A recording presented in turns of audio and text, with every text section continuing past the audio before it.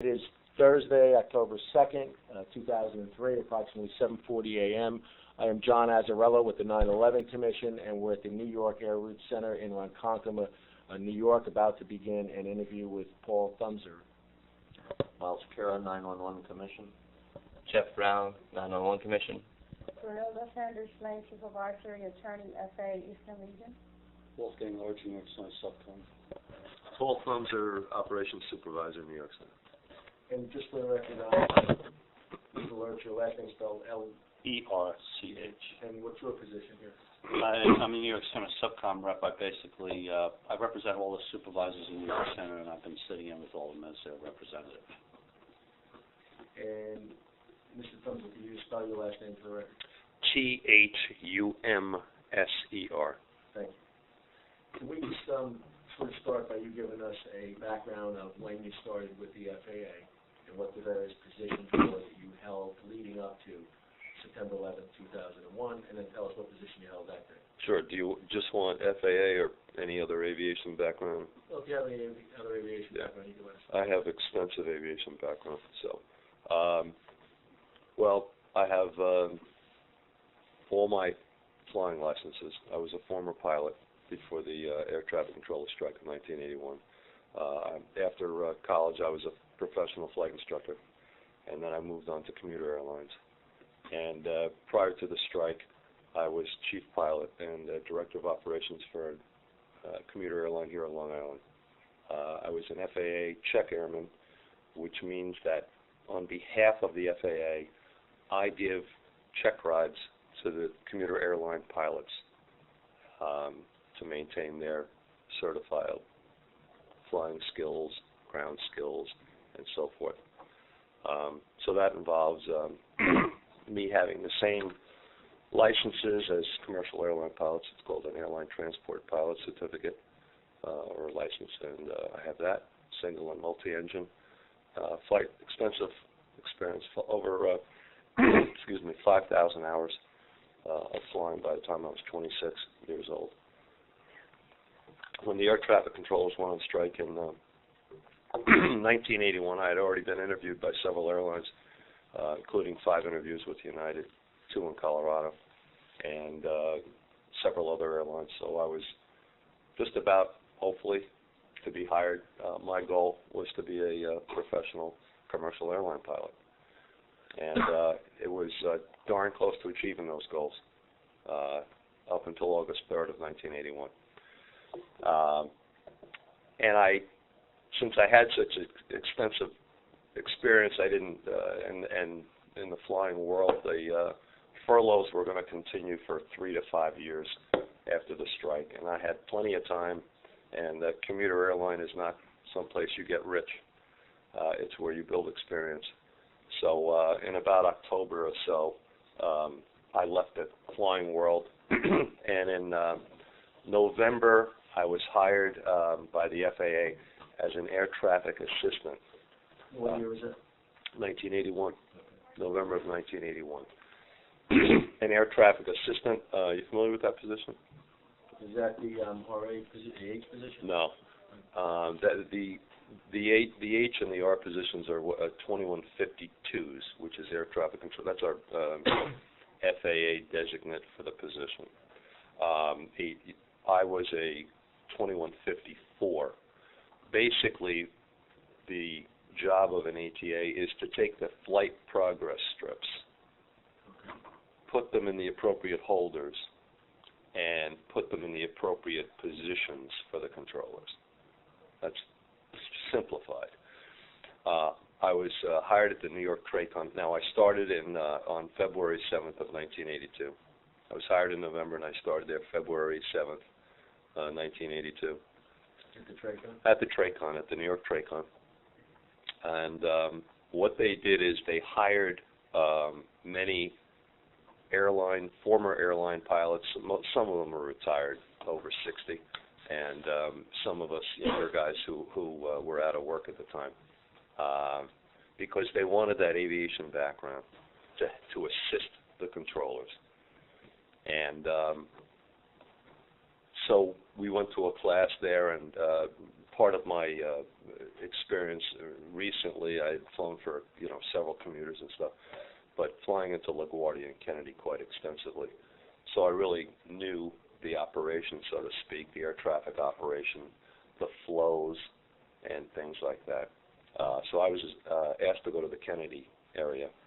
And in addition to just putting the flight progress strips in, we formulated clearances, routes, read them to control towers and things like that.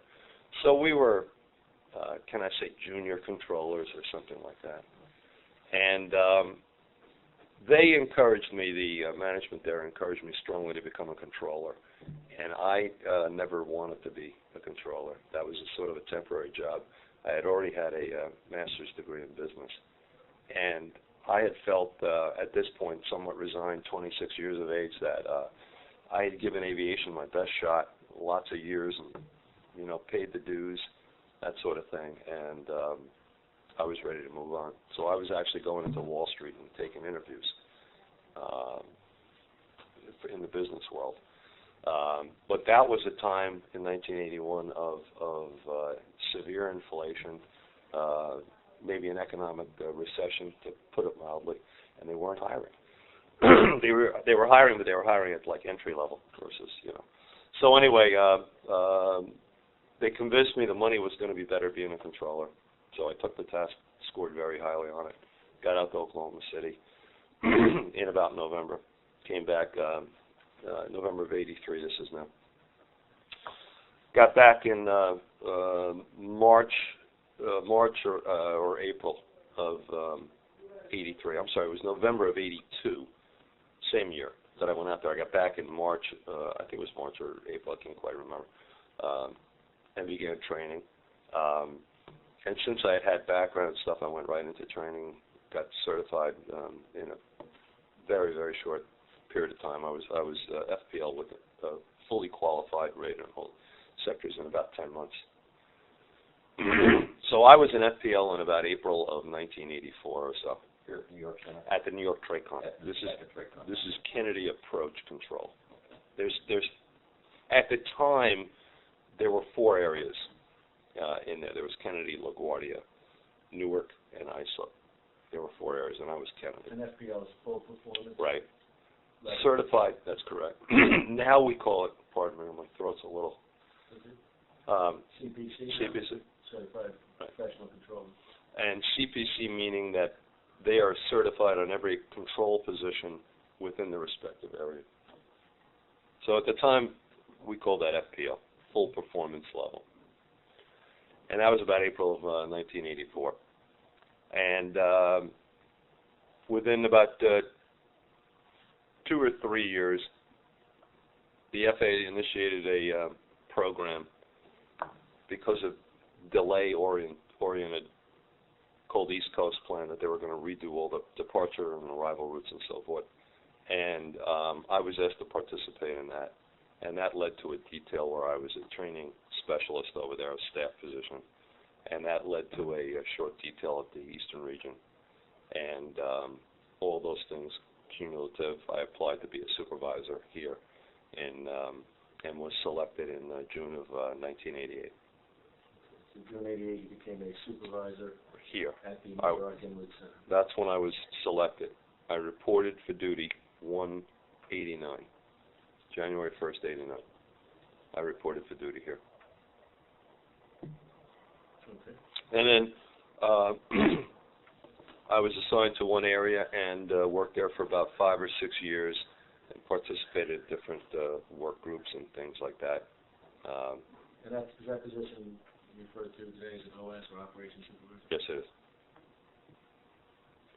And have you held that position ever since January 1989 here at the New York Center? Yes, I have. What areas have you supervised here at the New York Center? Area B is in Bravo, where I am now. Area C for maybe 3 years, and back to Area Bravo. Okay. So two different areas you supervised here in your tenure at the center. Correct. On September 11, 2001, what area were you supervising? Area B. And if you could briefly describe for us what are the general duties and responsibilities of an area supervisor, operations supervisor? During a day, 7 to 3, a day shift, or a 3 to 11, generally a night shift, the area we're responsible for would be control of all the airspace, the ultimate authority. Responsible for the personnel on duty, making sure personnel are on duty, so forth. Their professional and personal actions. In addition to that, training responsibilities and other sort of FAA initiatives, training, recurrent training, classroom training, anything that's going on, we would be the authority for the area on. If there's for example, today we have 2 controllers who are up in a classroom going through our training program, and if they had any needs or anything that comes up, I would be responsible for them as well. But the main thing, of course, is I'm responsible for the airspace. You're overseeing all of the Area of the sectors in that airspace. airspace. Oh, yeah. Okay. And that involves, of course, constant, supervision of it. Okay, and in the chain of command, Paul, who would you report to directly above you? I would report to the operations manager on OMIC? duty. Is that the OMIC? Yeah, the one in charge, not the one that's assigned to my area, because they put guys there's 5 or 6 supervisors in each area, and then each is assigned an operations manager. Some operations manager have more than one area.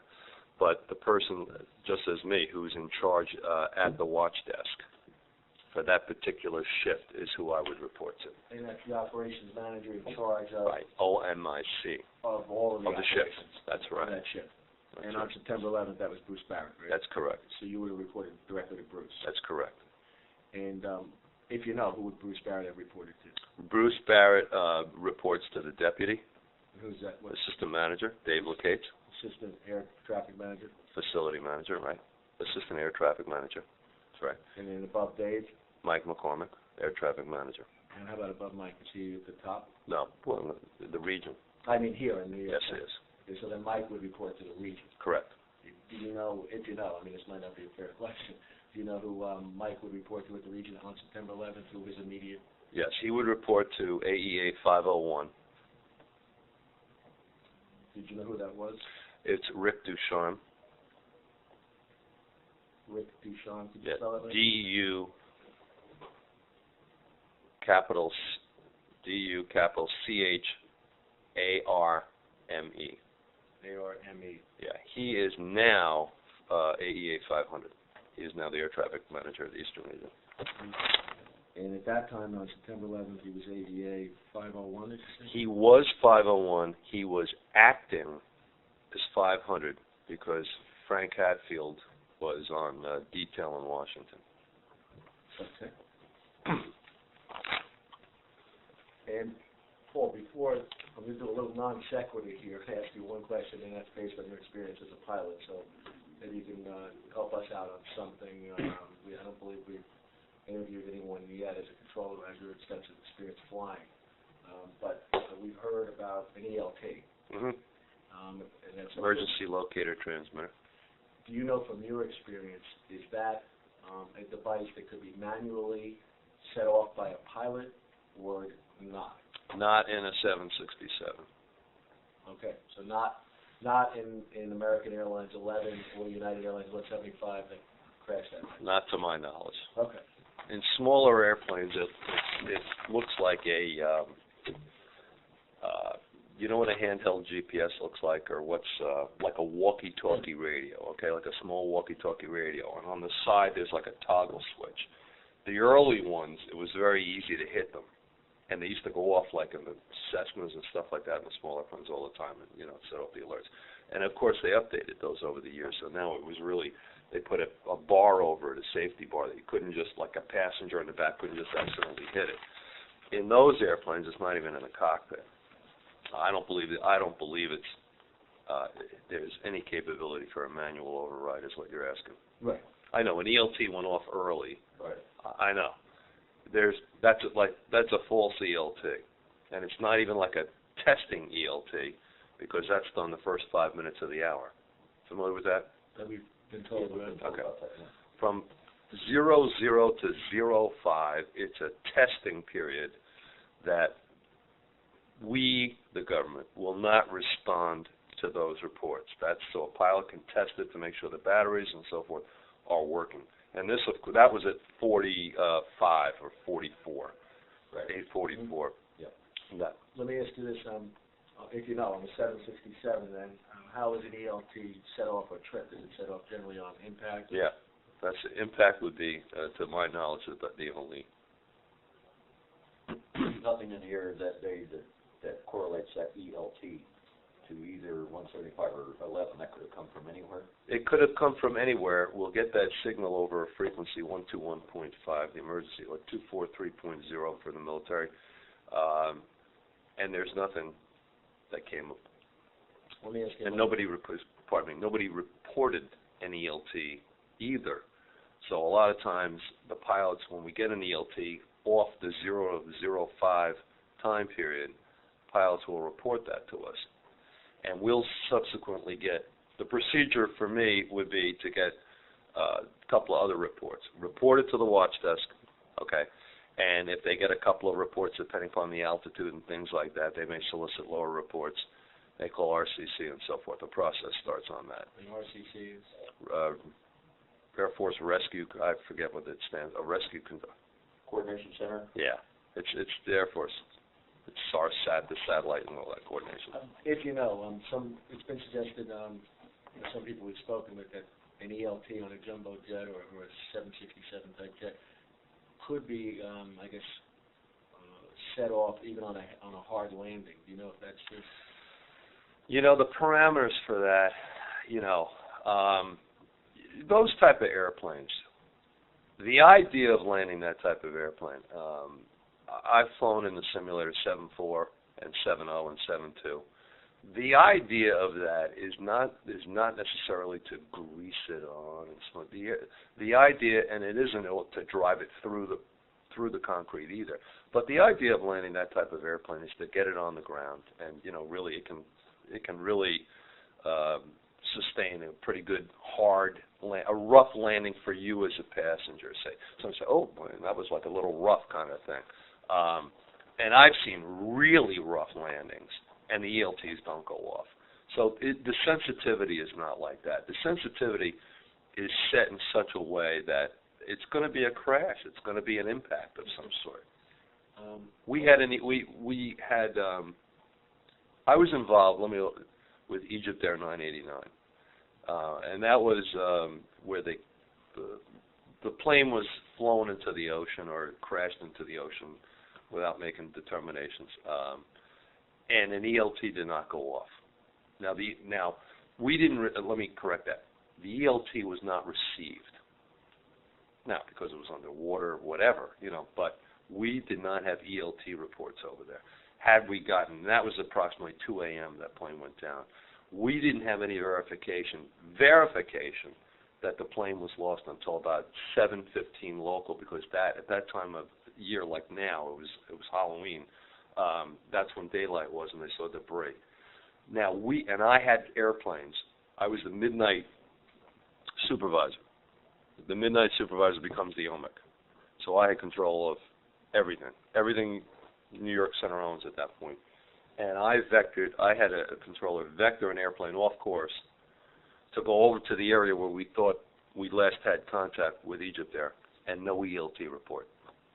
And that airplane was at 41,000, which is really high. I mean, you get ELTs in New Hampshire from Cape Cod at 41,000, and they didn't have it. So back with your question, yeah. It's impact. It's a big impact on a 7.6 for an ELT. Okay. If I can take you back now to September 11th, you report to work, and your shift is 7 to 3, is that correct? And you go right to Area B that day? Yes. Okay. Tell us about the events of September 11th as they unfolded that day, as a general framework, when you first became aware that there was any problems with respect to American Airlines 11, and the same for United Airlines 175. Okay. At approximately in the time frame is, I hope to get it pretty close, fairly exactly. We have detection equipment here in this facility in the centers that indicate when two airplanes are too close to each other. 5 miles, 1,000 feet, sometimes 2,000 feet, depending upon where they are and what airspace and so forth. An alarm goes off on a computer that's also a printout in this watch area up here when that is violated. If you lose separation. If you lose separation of the machine, it can be between a VFR and and an IFR. It can be a number of different things. That went off that morning. I'm guessing about 8 o'clock. It's not. So what I have to do when we suspect that a controller has had an operational error and so forth is, number one, have them relieved from the position. Get them up. We need to talk to them, and so on and so forth. If they had an error, they may not be legal to work. They may be decertified. They may have had history that's going to eventually prove them not qualified to work, and so on and so forth. We request downstairs what they call an NTAP, which the definition of, but what it is, it's a printout, a computer printout with targets and altitudes and times. And the targets will be lettered A or B. And it will have the history, and you can see if they make a turn and so forth, and the altitude readouts. And we literally match the times and the altitudes with a ruler and see if somebody's had an error. If that comes back that we don't have good indications of where the airplanes were, or we measure and it was 5 miles, we're done and he goes back to work. If that is not conclusive, or it indicates less than 5 miles, we then go to a voice tape. Everything, of course, is recorded downstairs. We literally pull the reel-to-reel, about 1-inch tape off. We listen to it and see if the pilot reported leaving an altitude or something that would, again, eliminate the need for us calling an operational error. Right. So about 8 o'clock, the snitch goes, and the nickname for that is a snitch, because I just said it, and you're not going to know what I'm talking about. The snitch goes off at 8 o'clock. I get the controller basically up. We finally get the NTAP, 8:15 maybe. It's not conclusive, so I get the voice tape. We request the Airways Facilities people to send us up the voice tape. So maybe about 8:20 or sometime like that, I put a controller, since I was the only supervisor on duty, a controller in charge. Now, when you say you were the only supervisor on duty in Area B? Yeah. Okay. So I put Ivana Dallas in charge. I give her a briefing. I tell her what's going on, blah, blah, blah. The controller's already out, so I'm going to get the tape and listen to the tape and begin the investigation of the operational error. I'm out in the cafeteria talking to the controller. What happened? What did you, blah, blah, blah. Did he report? What happened? I'm waiting for the tape. And about 8:35, it's like 10 or 15 minutes or so, that's about the time when you sense that, okay, the tape should be ready and delivered back to watch us. So I walk back into the control room floor to the watch desk, and right here is where Bruce Barrett sits. Okay. Have you guys been out there? Yes. Okay. Here's where I am. Mm-hmm. Here's where it was. Okay. And so I walk back, and he's got the reel right there. So I said, great, you got it right there. I said, I'll go listen to it now. And Bruce said to me, hang on, I got something else going on. I need you back in the area. So he said, we have a possible hijack. So I said, okay. So I go back to the area, and Ivan is there. And this map is not marked correctly, this charting map. Let me turn this around so you can see. I'll make a note. It's R42, D42, 429, I think you're going to find it. That's R56. And this 431 that's not marked would be D36. Mm-hmm. So it's important. There's one position, and it's about this length right here between Wolfgang and myself. About 5 feet. Yeah. I'm working a radar position, and Wolfgang's working a radar position. And this is a handoff position normally, but it's not staffed at that time. My handoff person sits on this. You're right. So the handoff sits to the right of the controller. Both rights, exactly. Okay. So anyway, so I walk back in, and Ivana has the area, and Mark Merced is working R56. And Ivana briefs me basically on what's going on. I assume responsibility for the area again, take watch with Mark, and kind of kneel down right to Mark's left, right between both of them, right here. And we indicate the primary target, this and that. He's following as a primary target. Do you know what the call sign is for it at that point? Yeah, What is American 11. Okay. And they inform me of some conversations. He's having conversations with Boston, Who is? the controller. Mark or Dave? Mark. Mark. Okay. Mark's on R56. Dave's not in it yet. Okay. Dave's on R42, but Mark's having conversations with Boston, and he has a headset on, so I'm only hearing what Mark's saying. And it's basically, okay, 29, okay, whatever. We're getting one end of Mark's conversation with Right. So, of course, Mark, basically, the indication is the last known, and well said, that's exactly right, the last known altitude was flight level 290. Okay. So everybody's aware of it. Dave's aware of it. Check with him because it's going to maybe go through his airspace a little bit. He knows about it, and it kind of comes down from Kingston. If you want behind you, Paul, the maps over the site. And there's the American 11's path to your map. Yeah, okay. And here's the boundary. This line is the boundary between Boston and New York. And he's coming down like this, and from about here over, just west of Lake LaGuardia, this is sector 42 where Dave was working. And over here, northeast kind of flow like this with Kennedy, that's where Mark's working. So we have an aircraft. So anyway, so the airplane's right about where that arrow is about when I'm in there. Everybody's aware of it. We're protecting 29,000. In other words, we're not going to get within 2,000 feet. 29 is when it changes to 2,000. So. Do you know at that point that there's been no radio communications with Yes. the aircraft? And for approximately how long had you heard at that point that they had not had radio contact? 15 minutes, 15 or 20 minutes. And this is probably about 8:40. This is. How about the transponder? Did they give you any information on that? Whether it was No, the transponder was off. Okay. And we were told it's a primary target. Primary only. Okay. So anyway, everybody's aware of it. Let me ask you one other question. Go right ahead. Did they also give you information about course deviation at that point? Yes. Yeah, he's off course. Way off? Oh yeah, because he was I think J49 or I don't know. I'm not sure what his original flight plan was, but he was not supposed to come through our area. Did you know he was destined for Los Angeles, LAX? No, not at that time. I didn't. But you knew he was not supposed to even come through your area. Correct. Okay. And a lot of the Boston Center traffic to LAX, United 175, does come through our area, and we will have the strips on them.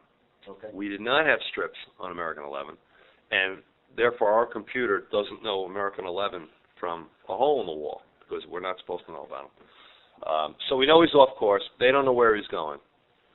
The last known was flight level 290. And there he is, and my people who need to know. And they're tracking the primary. And they're watching. They're not tracking, but they're watching. Watching where it's headed. Yeah. The R42 controller, Dave, started a track on him, a computer track on a primary. We're not going to get mode C information, altitude information. Dave started a track on him just to keep an eye on the primary. But the primary was very good. Clear on Mark's scope. Everything was very clear. So in order to kind of validate whatever, the best we could do, I asked Mark to take an airplane that was southwest of Kennedy, heading northeastbound. It was an Eagle 936, I think it was, his call sign. It was an Eagle. Mm-hmm. And check him to flight level 310, which we did, and kind of run him by the American. To see if you can get a visual report of where the American may be altitude-wise. Absolutely right. Because Okay. it could be anywhere from the ground to the ceiling, right? It could be anywhere. Right. We don't know. The last known was, which when we say a last known, that we know that it's unverified. Right. So we're not really sure. We're protecting 29, but it could be anywhere. Last known just means at some point in the past he was at. That's 29. right. Mm-hmm. And we're not counting him on being at 29. We're not running airplanes deliberately underneath or above him. we're going to actually stay clear, because he could be at anything legally, and we know that. That's why last known is different from he was at. So I'm trying to run an airplane by him at 31 to determine an altitude. So I asked Mark to do that, and he did it, and he did an outstanding job. He gave a vector, and then he adjusted it one time, and he just went to the perfect. Eagle just went to the left of the American. And that was probably 10 or 15 miles, maybe northwest of LaGuardia, approximately, to the best of my recollection and all that. And to our shock, he said, I don't see him.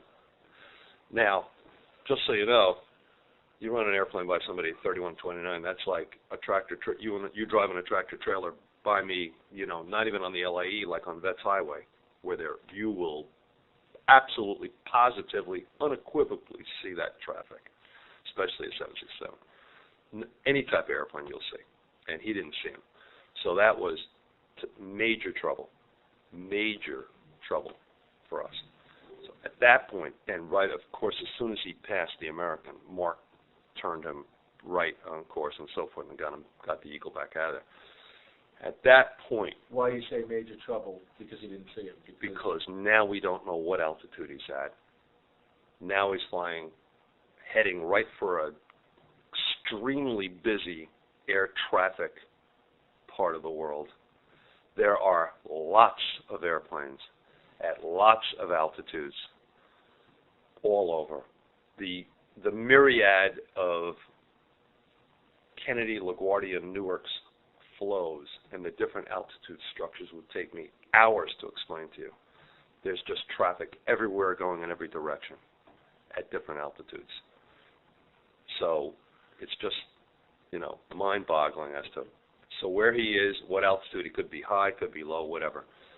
So Can I stop you 1 second? Yeah. And ask you another question. I'm trying to get the full understanding of your full situational awareness. So I want to ask you about another factor. At this point in time, when Mark Merced is trying to vector this Eagle flight to get a visual altitude sighting of the American 11 airline, had you up to that point in time heard anything about, either firsthand or secondhand, about any threatening communications being overheard from the cockpit of American Airlines 11 by somebody up in Boston? When I got back to the area, the first thing was no. The first thing was, we just think we have a hijacked airplane. The situation was presented as, and what we knew in that area was, we have a possible hijacking, because we hadn't, again, it wasn't confirmed. We didn't have any voices from the cockpit or anything like that. They were Nordo, non-radio. The transponder had been shut off for some reason. So it's primary only? Primary only. We're not talking to the pilot. He's off course, and we're not sure where he's going. And in a possible hijacking. If you were not, so the answer is, at that point you weren't told about over here the cockpit communication. When I returned to the area. Or when you got back to the area is when you heard about the cockpit. During this. During this time that you were working with Mark Merced? Right. You remember? Right. Was it prior to or after Mark vectored the Eagle flight to look for American Airlines? If you remember. I don't remember. Okay. At or about that time? Yes. Okay. This all happened.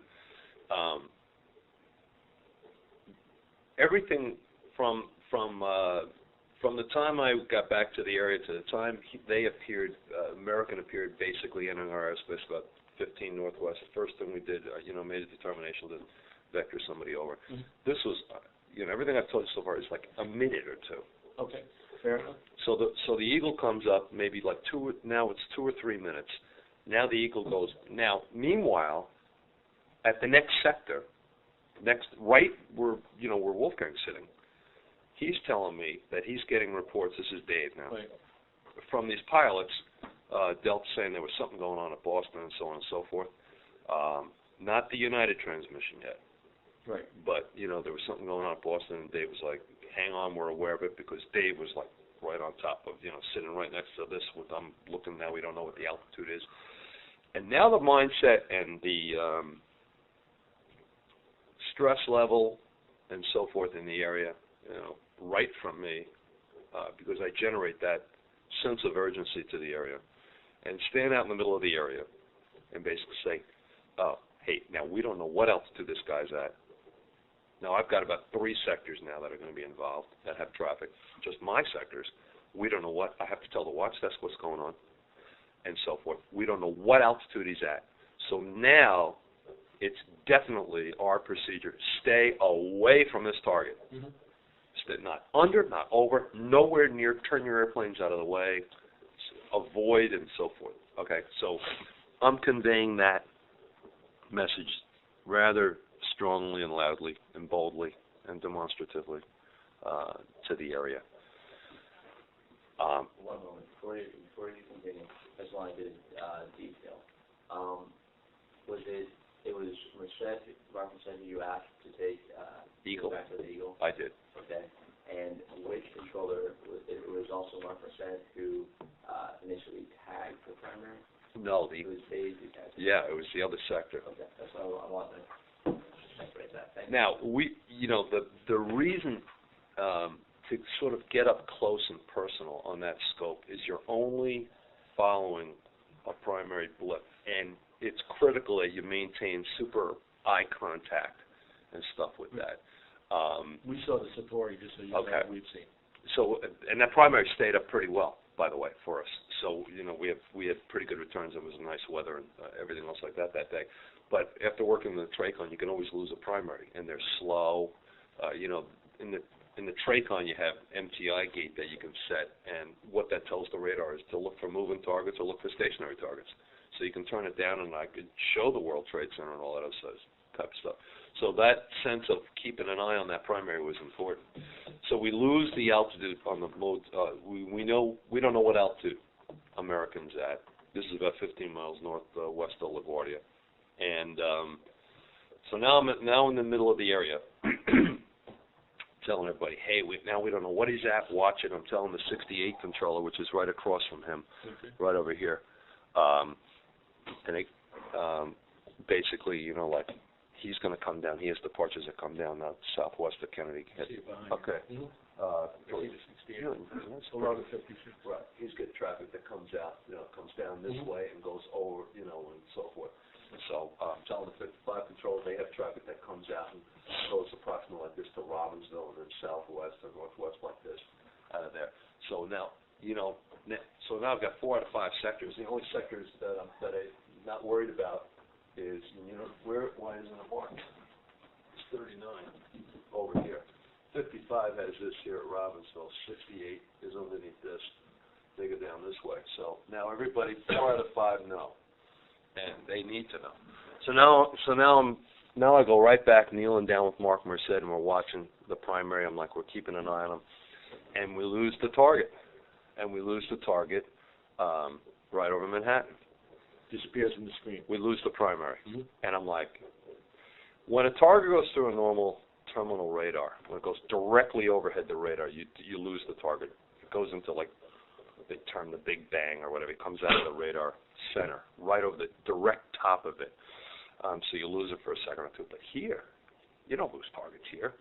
Here is a correlation of radars that give us a return and an average, and that's why our separation is a little bit more. It's not as accurate, but you don't lose. If they go over one, you still have the other that are hitting. So I'm kneeling down. I said to Mark, that is weird. We lost them right over. I said, that's Manhattan. I said, the only way you lose a target there is if they're low. No, we don't. How well, you don't know. We don't know anything. Now we lose the target. So I'm like, damn, we lost it. So now I tell it 68, hey, we lost that target. Now we don't know where he is. The whole area now. I'm like not going crazy, but I want everybody to know what's going on. I lost the primary target. I don't know where he is. Totally in the blind. Right. So now I have nothing. Now this is major, major trouble. Now you don't know latitude, longitude, Nothing. direction. Now we have nothing. So it's just, luckily it's VFR, tell your pilots, keep your eyes open, whatever. If you see anything, I want everybody to know what's going on. That's an important part of my job there. Just keep the controllers informed, let them know exactly what's going on so they can make the appropriate decisions that they need to. And What happened next? Dave, okay, at that exact point, Dave says to me, I can't talk to this United. I've lost this United. So I'm like, run over, where is he? At that point, the target, the data block was still there, but it wasn't tracking an altitude. Okay. So if you look on the Satori and you watch it, you'll see that there he is 31 with all 31, then all of a sudden, boop, no altitude, boop, no altitude, boop, no altitude, boop, no altitude. Now the computer has lost the capability to track that airplane because it's lost. Is that called coast? When it goes Yeah. into coast? No, it went into coast after 4 hits. Okay. And then it'll say CST in the data block, coast, to tell you that I can't find this target. The first 4 hits, it kind of figures out where, based on the history, the track would be. So the computer says, okay, you're going like this, this, this. Okay, so even though I don't have it, I'm going to guess the next one's here, and I'm going to guess it. Right. And for the record, 4 hits, each hit is 12 seconds, so that would be about 48 seconds. Yeah. Each hit is, 5 a minute. Yeah. Okay. Right. So it's about like that. And but he notices it. It goes to coast track, and then I'm going to say maybe 15. So I have to look at the Satori again. A few seconds later, Dave calls him, and Dave's not getting him. So within that minute, from the time that he loses it and so forth, he calls him and he tells me he's not getting him. He lost it. Then, so I run over to him, and we look, and it's a different transponder code that comes up called a limited data block, where we get the transponder code and the mode C, the altitude, is there. And Dave says, that's United 175. And, of course, we look at the strip, and I said, he's on the wrong code. Or something, you know. What happened? Dave goes, I don't know. You know, and he was at 31. Now he's at, he went up to 33.8. And now he's, coming down again, you know. So he's like, now I don't know what's going on. Almost, now the chief and the deputy are in the area by now. And who's the chief? McCormick, Mike McCormick, And Dave Locator? and Dave Locates is the deputy. Mm-hmm. Now, they're in the area at this time. So we're watching. They're in Area B now. They're right. They're standing basically right behind me as I'm right up there with Dave. We're watching. The United goes down and starts a turn. So now he's descending. Mm-hmm. Now, Dave's sector. If I could freeze you for 1 second, Paul. Right up to this point, Yeah. have you heard anything more about American Let's Airlines? about to say that. Okay, go ahead. Yep. Just a second. All right, go ahead. Here's 39. Forget that line. Forget that for a second. Here's 39. Just for the record, you point to the high sectorization map. Yeah, this is this is a ZMY high sectorization map. But what I'm saying is, sector 39 goes all the way down here. I don't want you to think that this is not sector 39 here. 55 lays over top of 39. No, it doesn't. No? No, they're side by side, John. Oh, they don't? They both own up to flight level 280, 28,000. Okay. And down to about here, right above them, and also up there, but right above them, at 29 and above, is sector 42. Oh, okay. It's still on this map, but it doesn't quite portray what you just said.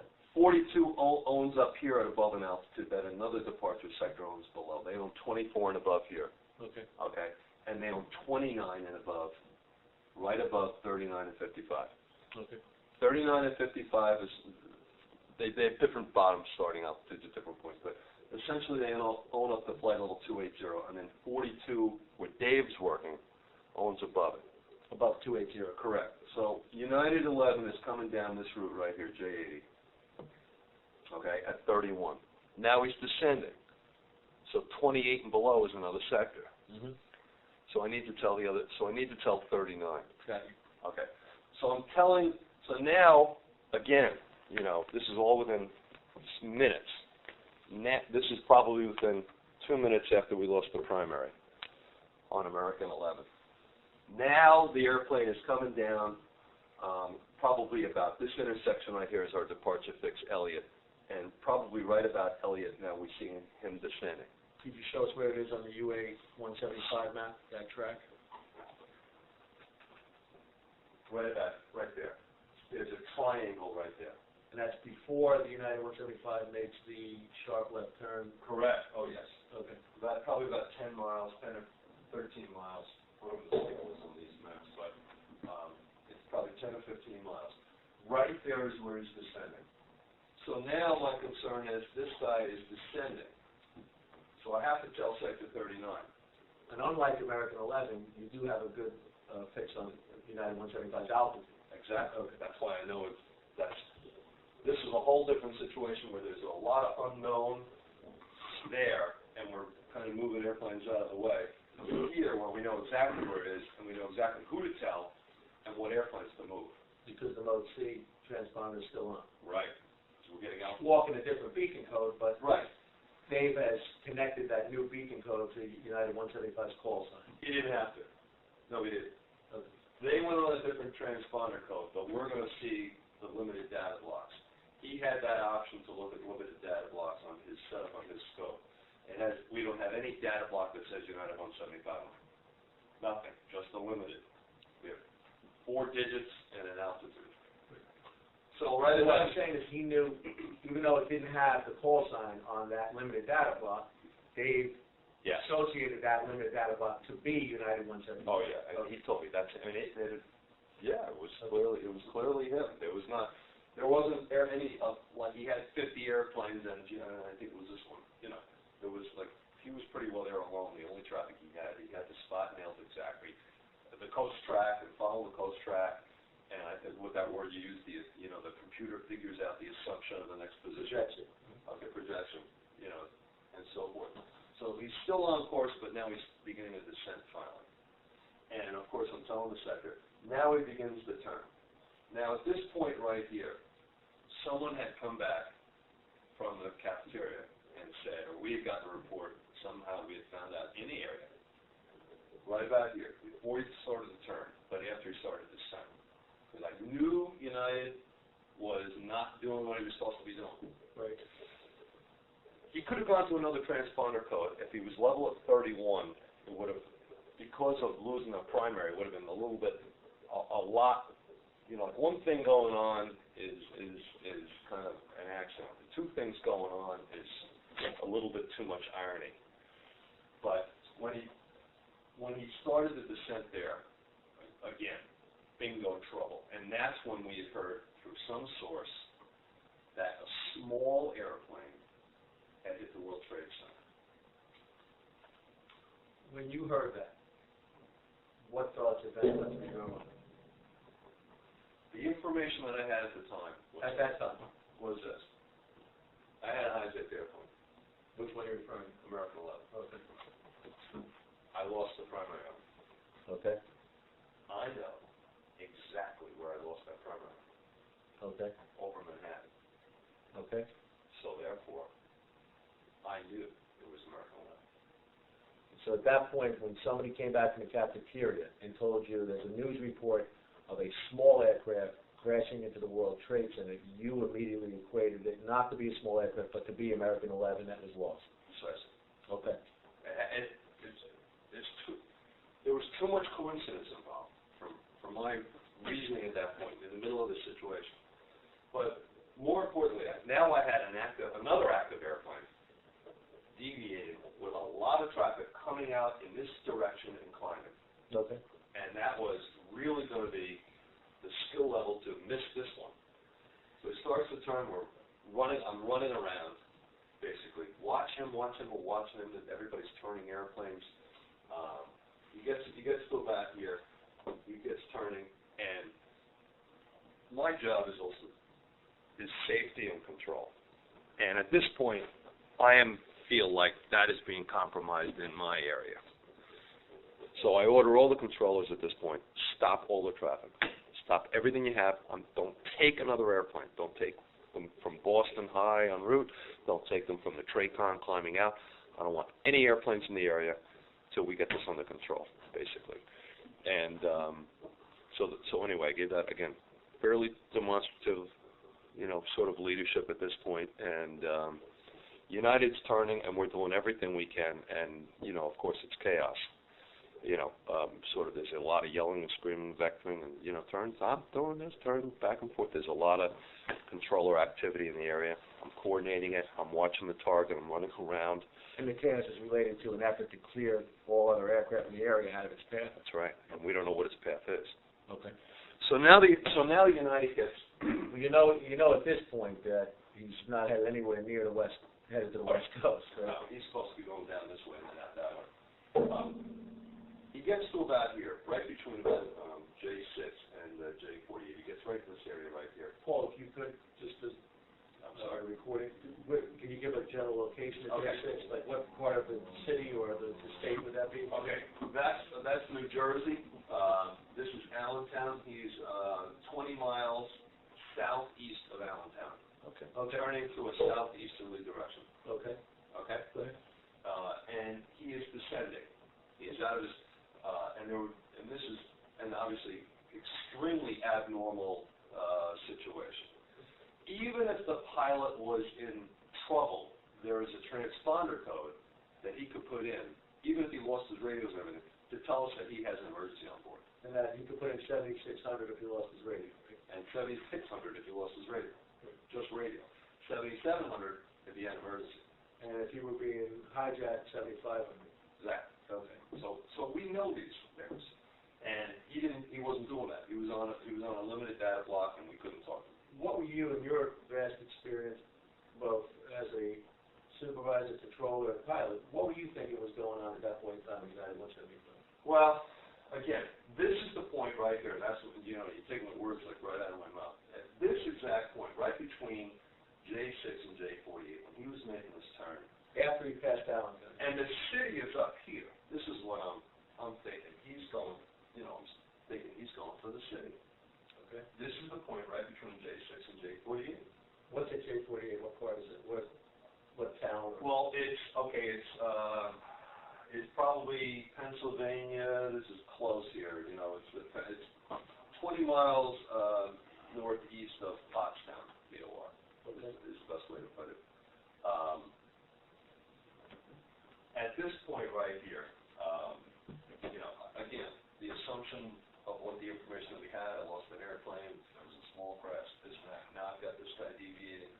I'm saying for myself, thinking he's heading to the city.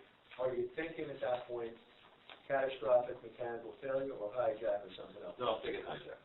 You're thinking hijack? I'm not thinking any kind of mechanical failure. No. At that point? No. When he makes the... I never did. When he makes the left turn? No. Oh. No, the airplane was fine. The descent, the speed. At what point in time, if you could pinpoint it, were you starting to think that United 175 was probably hijacked? Just that point. At that point when he started the turn. Where was Bruce and where was Mike at that point? Bruce is at the watch desk still. And where's Mike? Mike is right with me. And so Dave... And Dave. That's awareness that you had at that moment. Was that transmitted to Mike? Did Mike have the same awareness at that moment? I turned, at this point, I don't know if you have my other statement, but I turned to Dave Lacates. Your other statement? Yeah. Which of them? Not this one, there's another one? There's another one. I have a copy of it. Okay. I turned to Dave Lacates, and of course I'm thinking, and this, at the time I'm thinking to myself, I'm going to say something that's bizarre, but I turned to him and I said, scramble McGuire. Now, McGuire's an Air Force base in New Jersey Air Force Base. Now. You said it to Dave, did you, Yeah. or Mike, or both? Dave. Dave.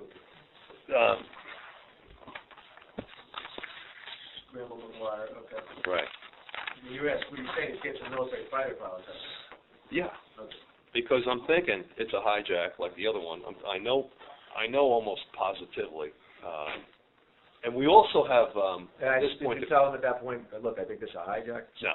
Okay. I just said, scramble McGuire. But the inference was... Yeah, but, and I have to say that, McGuire doesn't have fighters. They have tankers, and they have, but sometimes there's fighters there. There's Atlantic City. I'm trying to think, I just scramble. In other words, we got to shoot this guy down. He's going to go for the World Trade. I didn't say that, but that was the inference. So you're thinking of, what's the nearest fighter base where we can Right. get some help? And if you look at New York City and so forth, there is no near fighter base and so forth.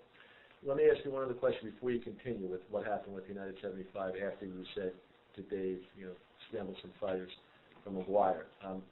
I asked you, when you thought United 175 was a hijack, and you explained to us when you thought it was a hijack. And this may be difficult to do, but if you can parse out American 11, and for 1 second, make believe that American 11 didn't happen on September 11th, it was a single episode. So if you didn't have the sort of the background history that American 11 was lost and that you heard a report of a crash and that you thought that was American 11 that hit the Trade Center, if it was a single episode, would you still have thought that United 175 was a hijack as opposed to some sort of catastrophic mechanical failure or other explanation at that same point in time? You're exactly right. Had not the history of American 11 gone on, at that point, I would have thought there was an equipment problem with him, and I would have thought I would have notified, my guess would have been a 767. He's going to land at Kennedy.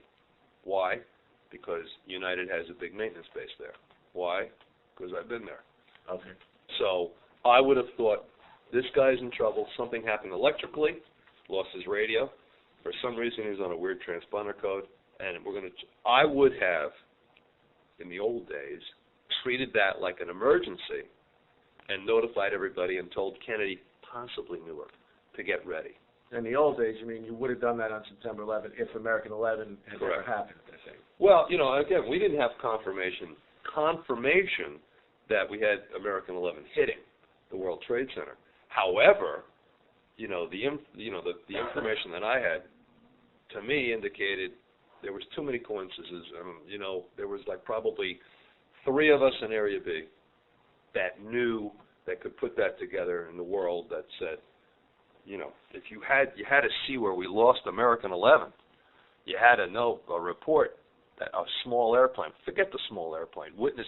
You could have a car accident right out here, and there's 6 of us in the room, and like 4 of us would see it one way, and 2 would see it another way, or maybe there'd be 6 different, versions of it. What type of car? So when you say somebody like a small airplane hit, what's a small airplane? What does Dave do, if anything? He doesn't appear to do anything. When you talk about McGuire, does he leave the area? He doesn't. He turned and walked away from me. Now, I don't know what he did. He could have done something. I don't know. Do you know what direction he went? He may have not even heard me, but I was. Okay.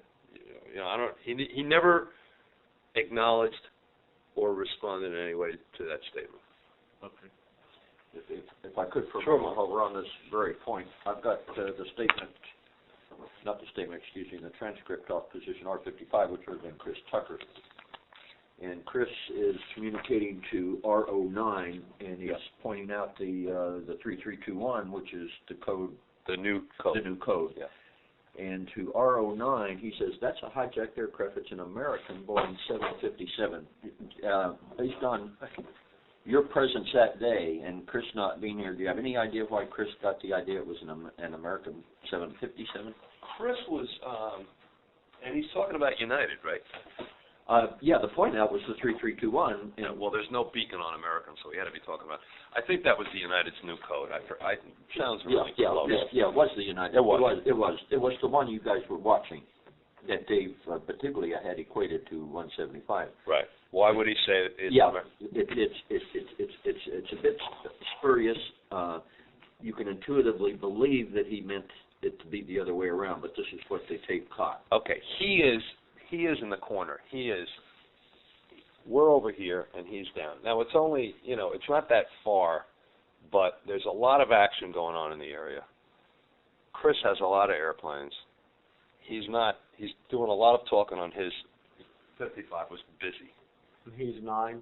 He's 55. Well, he's 55. Telling 9. He's telling 9.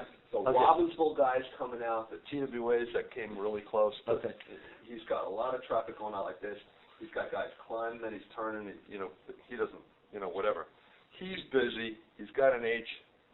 He talks rather loudly.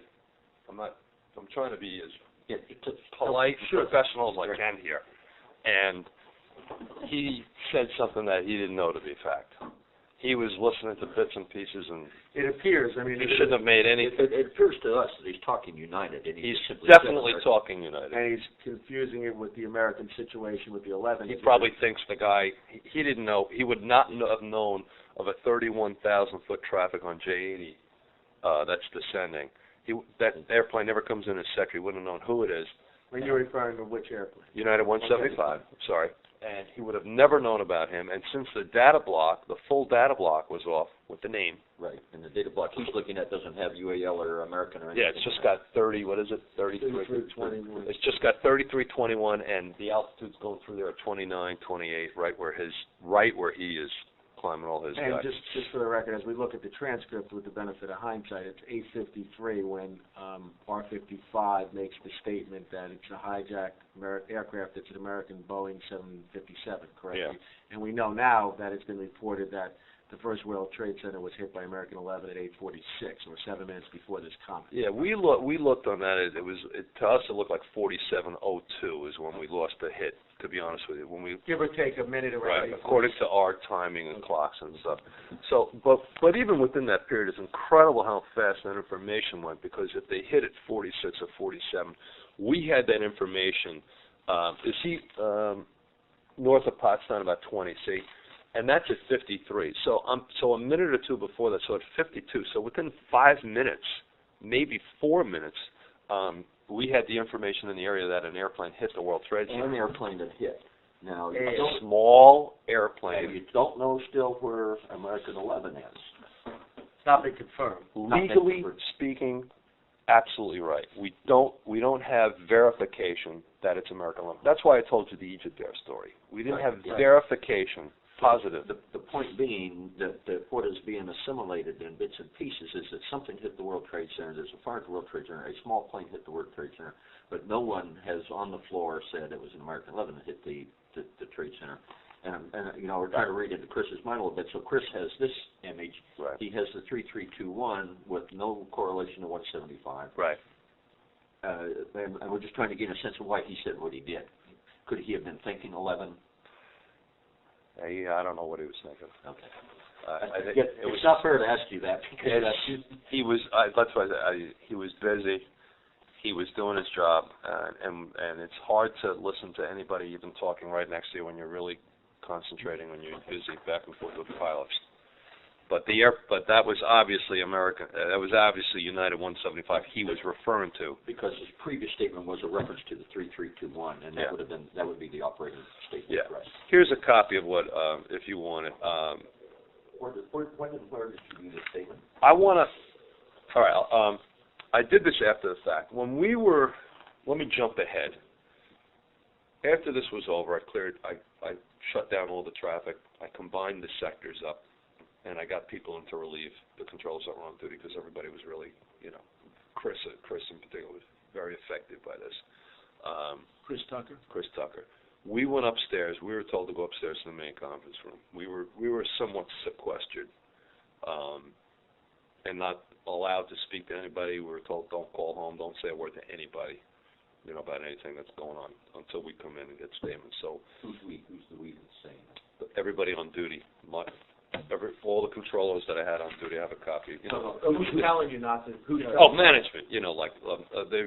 There was a manager, Bob Ott, who was not an operations manager, but he was one of the office managers here, and they asked him to sort of guide us through this process. The they who asked Bob to guide you through the process, is that they here or is that they? It's probably here. I don't know who exactly told them, but it's not abnormal procedure. If something happens like this, we're going to give statements. If two airplanes come too close, everybody writes statements and stuff. So something like this, obviously, planes going out of the way, something hitting the World Trade Center, we know this is going to be a big deal. Who said, if you can remember, was it one or more people, and if you remember who were the people saying, listen, don't call home, don't do anything, we have to bring you upstairs? I think that was, Bob Ott was the one who was given sort of myself and the group the direction. Okay. Now, where he was getting that from, you have to ask him, okay. Kind of thing. But it came to you from Bob Ott? Yeah, it came to the group from Bob Ott with me there. The first place they sent us was the annex outside. There's another building out there, room 1 we were sent out to. And then they wanted us more sequestered, so they got us up to the conference room.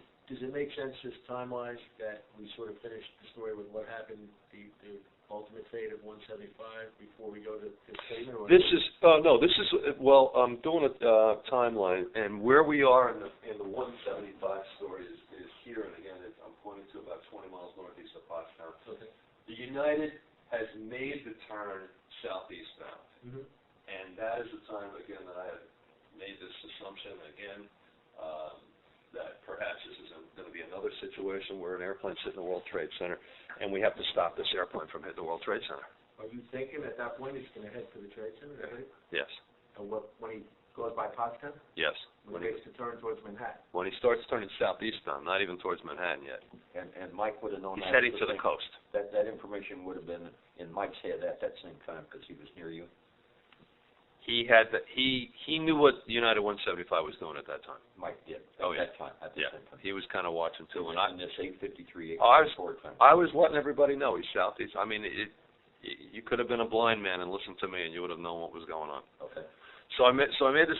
So the reason I want to talk about that statement was, this is like now 9:30 or 9:45 or whatever later, and we're up in here, and now it comes time for us to do the statements. Well, now we know that the buildings have been hit. They haven't fallen yet, and I'm around. I'm a management guy, and there's 15 or 20 controllers in this room. So what I say about military events is something that I said to the deputy quietly. I'm not sure I want everybody in that room to hear or know or write, and I don't know who's going to see my statements and stuff like that. So I sort of turned to Bob Ott. And I told him this, and he said, "Fine, we'll write it down later." So what I put is, during today's tragic events, I was asked to give an oral statement concerning my actions in reference to American 11 and United 175. Let me jump ahead. Did you give a verbal statement? We did a written, and then we went up to the old operations manager, another place where they had a tape recorder set up, and it looked kind of like a karaoke machine. Marty Fournier, who's now a supervisor, recorded those with Bob Ott. We took verbal statements from the guys and like eight of us, whatever, and the players, Mark, Merced, Dave Batiglia, Chris Tucker, Tony Palmieri, some of the guys who were working the positions, and myself. These are all Area B people. Oh, yeah. Right. Who were involved in one aspect or another of American 11 or 175. Both, right. Okay. So for whatever reason, because of the enormity of the issue, they wanted oral recordings as well. That is rarely done. Okay. Rarely done. I can't even think when they would. Did you give a verbal recorded statement? Yeah. Okay. But I didn't want to say, because of who was in the room, exactly everything. I didn't. So I wrote. Why did you think it was? Because it was sensitive, or something? Well, I felt it was sensitive. I'm not. I felt it was sensitive, and it was something I said privately, as quietly as I could to Dave Lacates in the area and stuff like that. And I'm not sure I wanted, everybody in that room, the controllers, to know that I had said something about scrambling the military. Why not? I don't know. I was, upset at the time, and who knew what was going on and what. Was going on, and, I was just, whatever. I didn't want it to be public knowledge. So anyway, there were numerous non-management personnel present during the recording. Because of this, I was reluctant to repeat a statement I made to Dave Lacates. After all the non-management personnel left the recording room, I stated for the record to Mr. Ott the statement I made to Lacates, and all I said is, scramble McGuire. And at this time, we knew the hijacking of American 11 and further received confirmation of an aircraft crash into the World Trade Center, which is where we had lost radar contact with American 11. Furthermore, United 175 was not replying to air traffic control calls and had begun descending and turning eastbound. That's exactly where I just showed you. As soon as he made that turn eastbound, that was it. I knew it. I was frantically trying to coordinate and separate this off-course aircraft from other known aircraft. And as the aircraft turned northbound along the Jersey coastline, I knew what was going to happen. But so I'm clear, there was nothing like sensitive, secretive information about McGuire Air Force. No. No. I just turned to Lacates and said, scramble McGuire. Look, he couldn't have, let's talk 2 years ago, we didn't have the capability of communications or hotlines or anything like that set up that we could pick up a phone and scramble fighter aircraft to shoot down commercial airplanes. I mean, I actually Out of McGuire or anyplace else. right. McGuire's a bit. I know McGuire's a bad choice. Well, when you said that on September 11th to locate Scramble McGuire, did you have a thought that if they did scramble from there, that they would be shooting down the 175 at that time? If I had the authority, if anybody was in my position, knowing what I knew at that time, seeing what I was seeing at that time, and with the background that I have and stuff like that, and if I had the authority, I would have ordered that plane shot down. Were you aware that there were procedures in place on September 11th for providing for military response to reported hijackers? Yes, because I had worked at Kennedy Approach Control, and we had hijacks over the years, particularly from Europe, come over with fighter escort. And what did you understand the military's role to be on September 11th if they were requested to assist in responding to a hijack? Same procedures, where they would fly above and behind the airplane, up and behind the tail and so forth, sometimes a flight of one, sometimes a flight of two. We had actually used this procedure, the FAA, with Payne Stewart's, the golfer's Learjet, who went out. There was fighter escort on him the whole time we were tracking him and stuff. So this was not, while unusual, it was not. It had been done in the past. And under those fighter escort rules and protocol, yes, if you know, yes, is part of that protocol the ability to shoot down an aircraft? At that particular time, my guess would have been that decision would have to probably come from the White House. I would have doubted sincerely that a fighter pilot would have that operational permissibility to do that on his own. I would think that would have to be directed. Let me just show you. See, this is Chapter 7 of the document the FAA provided to us, marked sensitive. So this is part of the tape should be classified sensitive SSI. It's Order 7610.4, Special Military Operations, Escort of Hijacked Aircraft. Did you ever, did you know, I guess, one, did you know this document existed, and then two, had you ever seen it prior to September 11th? No. No. We would, that's correct, we would control it. Just to go over, I guess it says the FAA hijack coordinator, Mm-hmm. and then in parentheses, the director or his designate of the FAA Office of Civil Aviation Security on duty at Washington headquarters will request the military to provide an escort aircraft for a confirmed hijacked aircraft to A, assure positive flight following, B, report unusual observances, and C, aid search and rescue in the event of an emergency. Yeah, and that's the FAA. That's what our responsibilities are. You need to go to the military to see what they're. And then it goes on as the request for service of the protocol, Right. how you request for service. In fact, the escort service will be requested by the FAA hijack coordinator by direct contact with the National Military Command Center. So the way that would probably go on is this: I would report to the watch Oman what's going on. He would report that to the region. The region would make the call to the air traffic manager at the region. He would make that determination to call Washington. Now we have, through flow control, we have more of a Washington command center set up more for flow. When I say command center, it sounds military in the sense that this would be a bunker headquarters or something like that. It's for flow control. But information like this, everything gets filtered to them. And they, I would suspect, would be the ones to report that to the hijack office and so forth. And then what procedures they follow from there. There's also another document, I just want to see if you were aware of it prior to September 11th. It's Chapter 4, Air Piracy, Crisis Management Handbook. No. Okay. And basically the purpose of this Chapter 4 is supposed to be the purpose of this chapter is to establish FAA responsibilities and procedures to facilitate and coordinate the response to an air piracy incident. Right. Okay, so this is not something that you were, in your position as operations supervisor, were made privy to. No. My job would be more to relay the information about what is happening operationally, altitude, direction, so forth. So your understanding on September 11th as to how your role in responding to a what you believe to be a hijacking scenario would be to tell your supervisor and then let them pass it up the ladder, so to speak. And if I was on a midnight situation, I would know exactly what ladder to pass that to from that desk as well. Okay. That's exactly right. See, and if there were communications from the aircraft,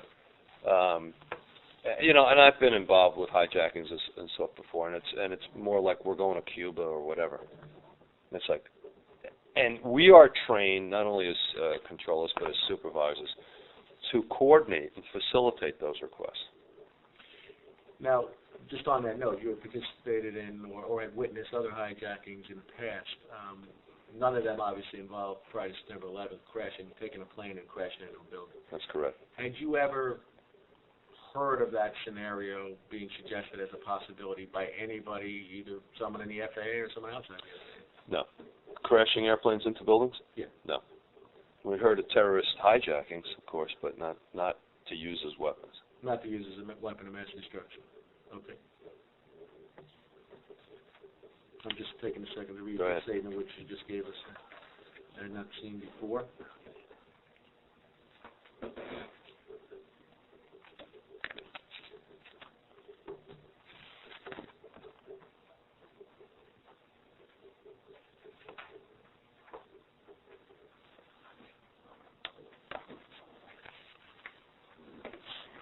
Okay. So you're telling us now, if you could bring us back in time, Paul, So I say, so basically I say at this point, back to this, I say, you know, we're missing this airplane to the best of our ability. I mean, it's, you know,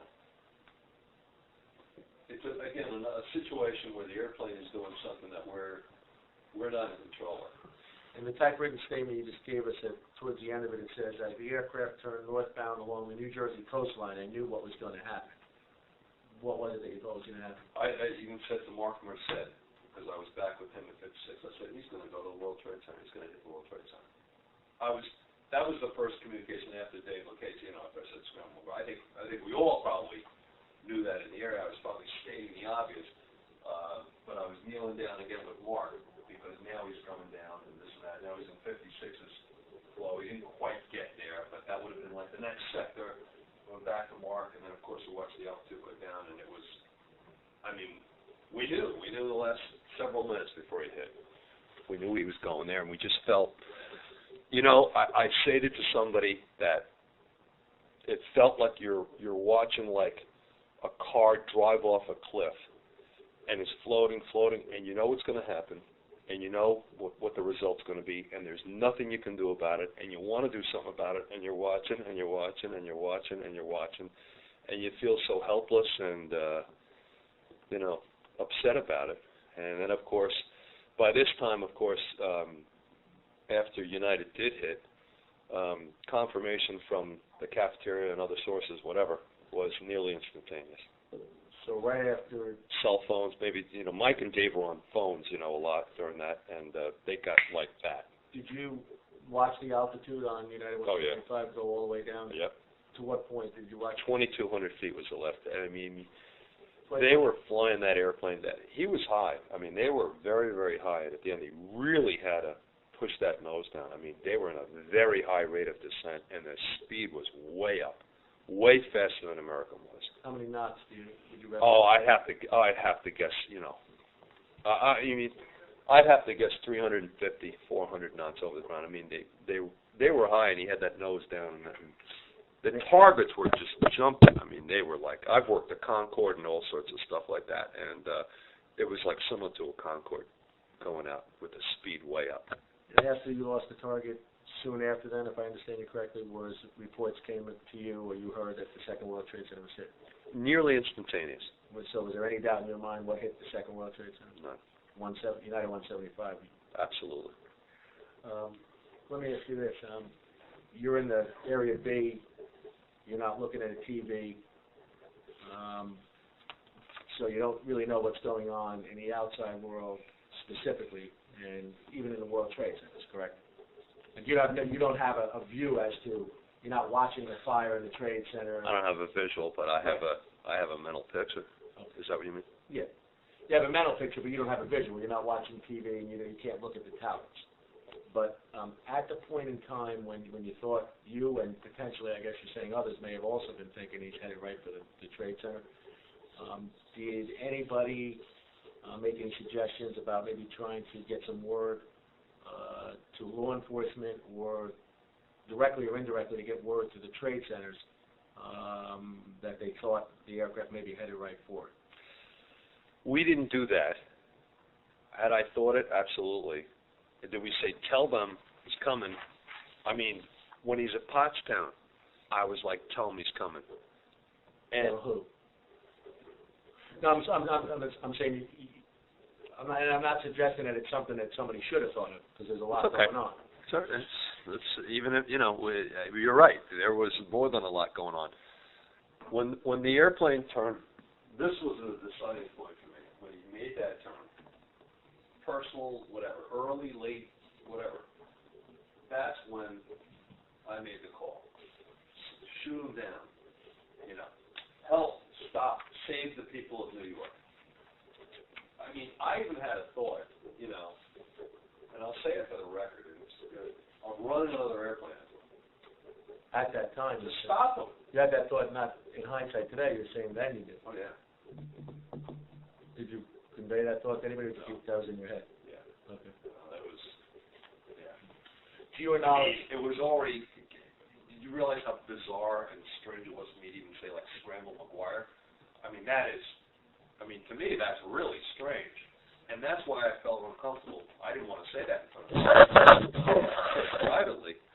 And Bob Ott wanted it written down and signed because, he wanted it for the record, and he signed, initialed it, and I have a thing from him that I gave it to him. Mm-hmm. But to your that knowledge, was bizarre enough to say. to your knowledge, neither yourself nor anyone in your area suggested that somebody try and contact someone at the World Trade Centers or law enforcement to get people out of there?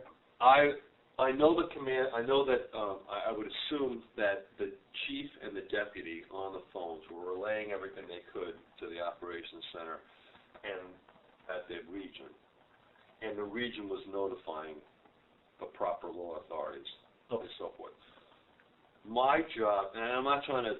I know you're not even this at me. No, and I'm just trying to find out. The best thing that I can do for everybody is report exactly what this airplane is doing, and use my background to tell them what I suspect is going to happen. It was a great turn and descent and flight, except he was a little high there. I'm telling you, if you had me in a simulator, I mean, they did a good job. They turned and did it. I mean, it was all visual, but except for being a little bit high. So looking at that profile, what they did, it was projecting ahead. I mean, and if you could, I've flown complicated and taught complicated instrument procedures with one engine out, under a hood, and all that kind of stuff. So looking at this and making a determination where he's going to go was rather simple. let me ask you this then. If you could give us an estimate ballpark. Yes. I realize it's 2 years ago. In terms of when the impact occurred, how many minutes prior to that, in your mind, did you think he's trying to hit the trades, the other World Trade Center? If you did, were you think he was going to hit the other tower? I just. One of them? They're going to crash into the World Trade Center. Okay. And how many minutes? I wasn't thinking of a particular tower, no. How many minutes before impact would you say you were thinking that? When I knew it, or right Yeah. there? And I'm going to say that was 7 minutes. About 7 minutes before impact. Okay. And it was a tough 7 minutes. Because you obviously have to watch. It's been a tough 2 years. You have to continue to watch the scope and see what he's going to do. And report. Right. I mean, that's what I'm trying to say, and maybe I did if I'm repeating myself, whatever. But that's the best thing that I can do at that point is report what that airplane is doing, what I think it's going to do. But what I think it's going to do is conjecture versus fact. And my job really is to report the fact. And the fact is, here he's going, and make sure the guys on the cell phones are knowing they're communicating with hopefully the right people. And, Okay. John, for the record, can we get you to, as precisely as you can, describe this point for us? Is it about this time, or was it even earlier in the turn? No, it was About, this is Pottstown, and this would be north up here, so I'm going to say this is about 20 miles, just a rough guesstimate. But at that point, he hasn't made the turn northeastbound towards the city, right? That's correct. He didn't go, I thought he went actually all the way to Robbinsville, and I saw the Satori. He didn't quite make it all the way to Robbinsville. This is a departure route. I mean, he's opposite direction departure routes. These guys are climbing out. I mean, it was like, I used this analogy in the past. It was almost like a Keystone Cop movie where they're driving the wrong way down a one-way street and people are jumping out of the way. Point to me on the map here. At what point did you think he was headed towards the Trade Center to crash into it? Right here. Okay, let me ask you a question then. At this point, why would you be thinking of World Trade Center because he hasn't even made the turn yet northeastbound? You're right. He wasn't exactly aimed at it, but in order to make the turn to get, not that I was thinking he was going to get lined up. He's going off course. He's descending. I've already had this situation over here. There's maybe a handful of us at this point that know, guess, surmise, conjecture that American 11 has hit the World Trade Center. There's a hijacked airplane. Now I've got another problem with an airplane. I just took it very early and whatever. John, for the record, that point that he's describing on the radar returns is at about 8:54:36. Okay. 8:54:36 now? 8:54, so at 7, 8 minutes. That's a pretty good guess. Actually, yeah, 8:09. What are we calling it, 01 or 02? 02. Actually, I think technical data shows the impact was about 03. Was it? 903. We showed 02, 01, but again, Give or take a minute. Yeah. Okay. I'm telling you. So you're anticipating it his... was chaos for the next, this is going to be 3 minutes here. This is going to be 3, and that's going to be like 4. So before he's, what I'm trying to get established is, aimed at him. before United 175 made the 180 and turned back towards the northeast, even before that last hard left turn, you thought that he was going to head towards the Trade Center to crash the plane. Okay. Absolutely. I'm nodding. I'm sorry, we're on tape.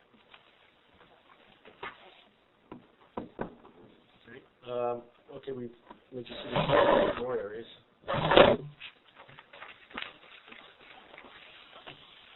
We've already gone over that. If American Airlines 11 had not occurred first that morning and been reported as a hijack and lost, you probably would have thought United 175 was headed for an emergency landing. Yes, I would have thought it was an equipment problem and not a hijacking. And the reason I would have thought that is because he still had his transponder operating. We were receiving a transponder beacon, so therefore in my mind, his transponder is working.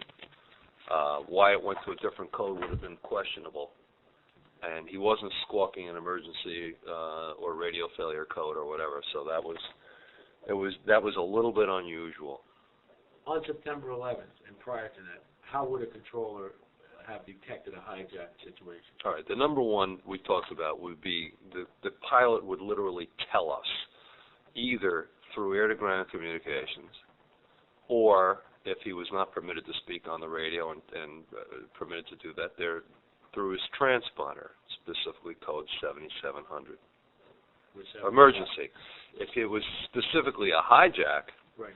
I'm saying a hijack. How would a controller have detected a hijack on 9/11? again, the same way, through communications, and there are code words that we use. And let me stop you there. And we go through each one, but that Right. didn't happen on either aircraft Right. on September 11th, right? Right.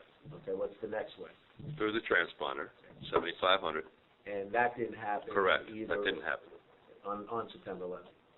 Okay, what other ways to detect a hijack? That's all. Okay. Communication somehow. So, but neither of those happened on September 11th. Correct. Would there have been any other way to try to detect a hijack on September 11th, given the training up to that point in time, since we didn't get this, since the pilot didn't send the transponder signal, and since the pilot didn't? To confirm a hijacking, or to suspect? We'll start with suspect. All right. What happened would have been a primary target or an airplane that full data block, limited data block, primary target, an airplane that is not following its course, its clearance, altitude, route, whatever, that we're not talking to. So you're saying in a way to possibly suspect it would be if it was Nordo, Off course. off course, and had no transponder or change? Yeah, the transponder could have been anything. We could have left it on. Could have been a full data block, and we have an airplane that's supposed to be going westbound over Hancock, coming down our way. So we don't know why. You're saying even two factors could lead one on September 11th to suspect a hijacking. Those two factors are no radio communication and deviation from course. Right. And, of course, transponder. There's a third one. And, of course, but you're saying suspect without knowing. Right. Oh, yeah, the plane's flying, is going off course, and we don't know why, and we're not talking to him. We would lead that to believe it. Now let's stay in the pre-September 11th world. With that, was there any way to confirm a hijack without getting either the 7500 signal on the transponder or some verbal, No. covert or overt confirmation from the pilot? Yeah. What procedures would a controller have followed in a hijack situation pre-9/11? The controller's first job would be to, of course, listen to the communication.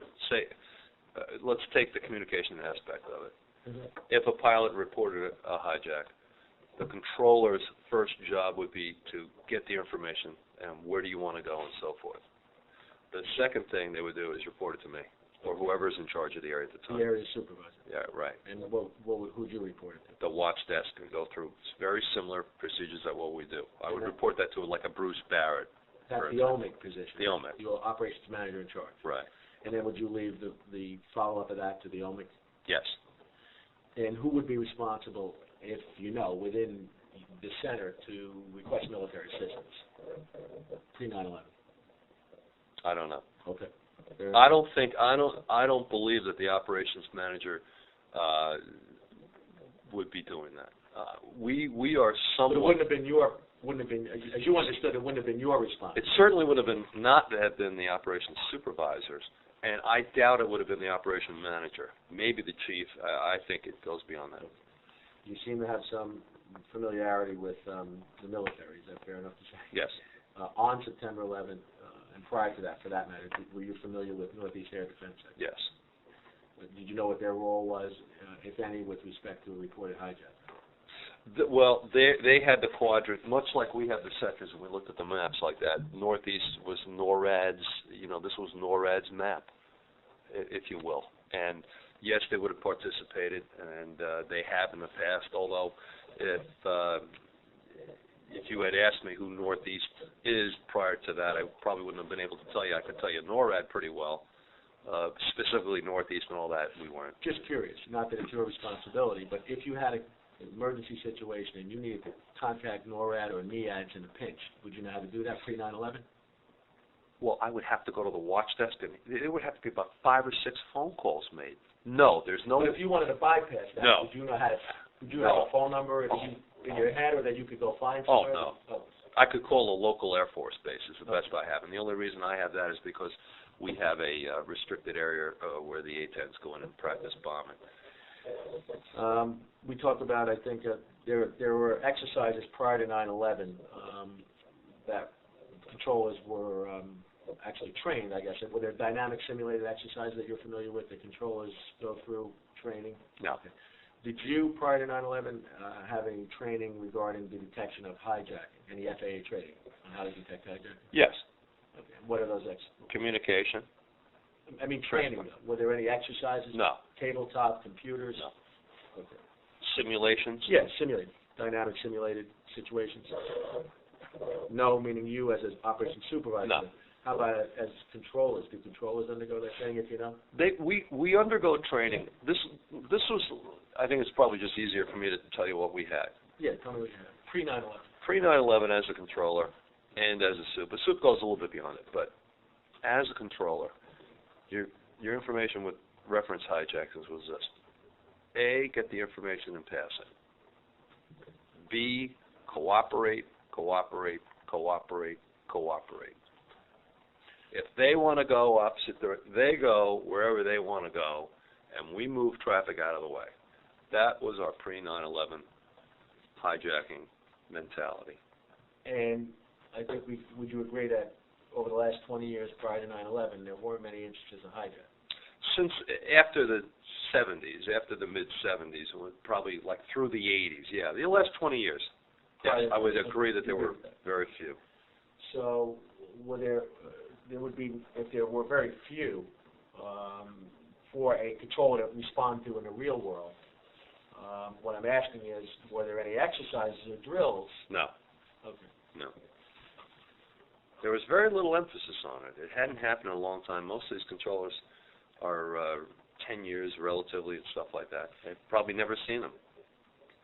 So you're not aware of any pre-9/11 exercises sponsored by either the FAA or the military or some combination of those entities related to hijackings Right. that either you participated in or have knowledge of? Correct. None. Correct. Okay.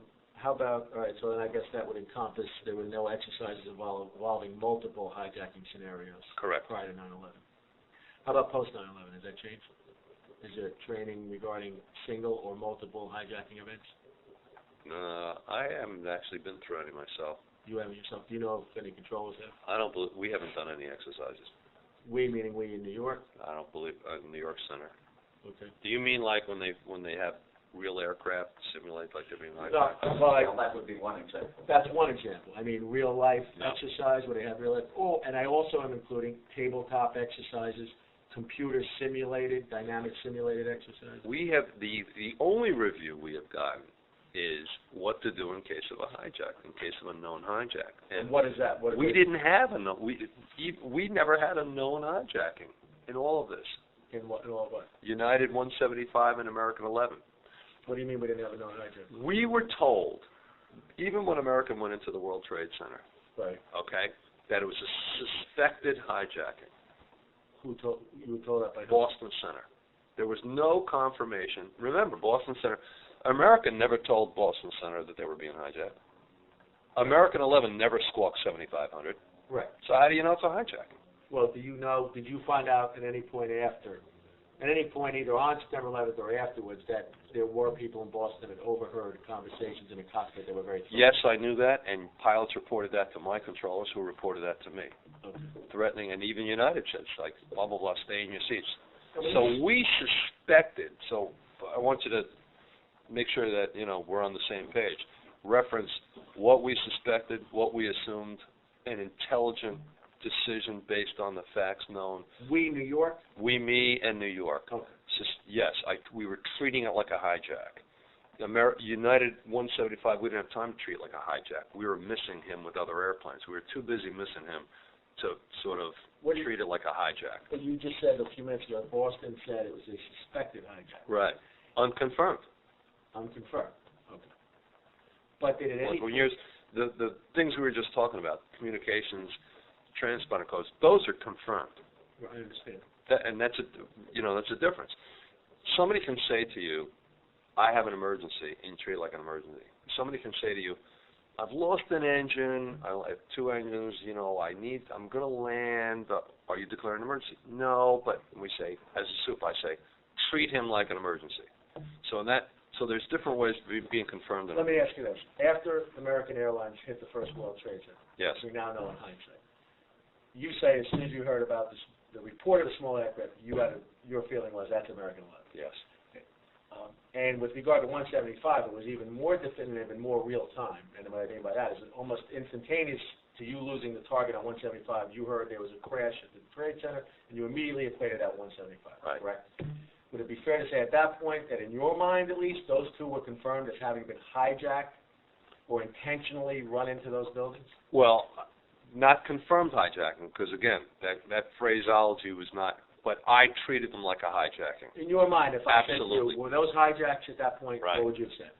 Absolutely? Oh yeah, I would have said, I'm treating it like a hijack, but I don't have confirmation. Did anybody say to you after the impact of American 11 and after the impact of 175, did anybody say to you words to the effect, don't call it a hijack until we confirm it somehow?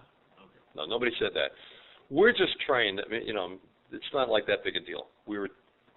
I wouldn't have done anything different if it was a confirmed hijacking versus a suspected. Well, I'm going to tell you why I asked you that question. there were some reports that surfaced, which you may or may not know about. I don't. After 846, now 847, let's say, which is the approximate time of the impact of American Airlines 11.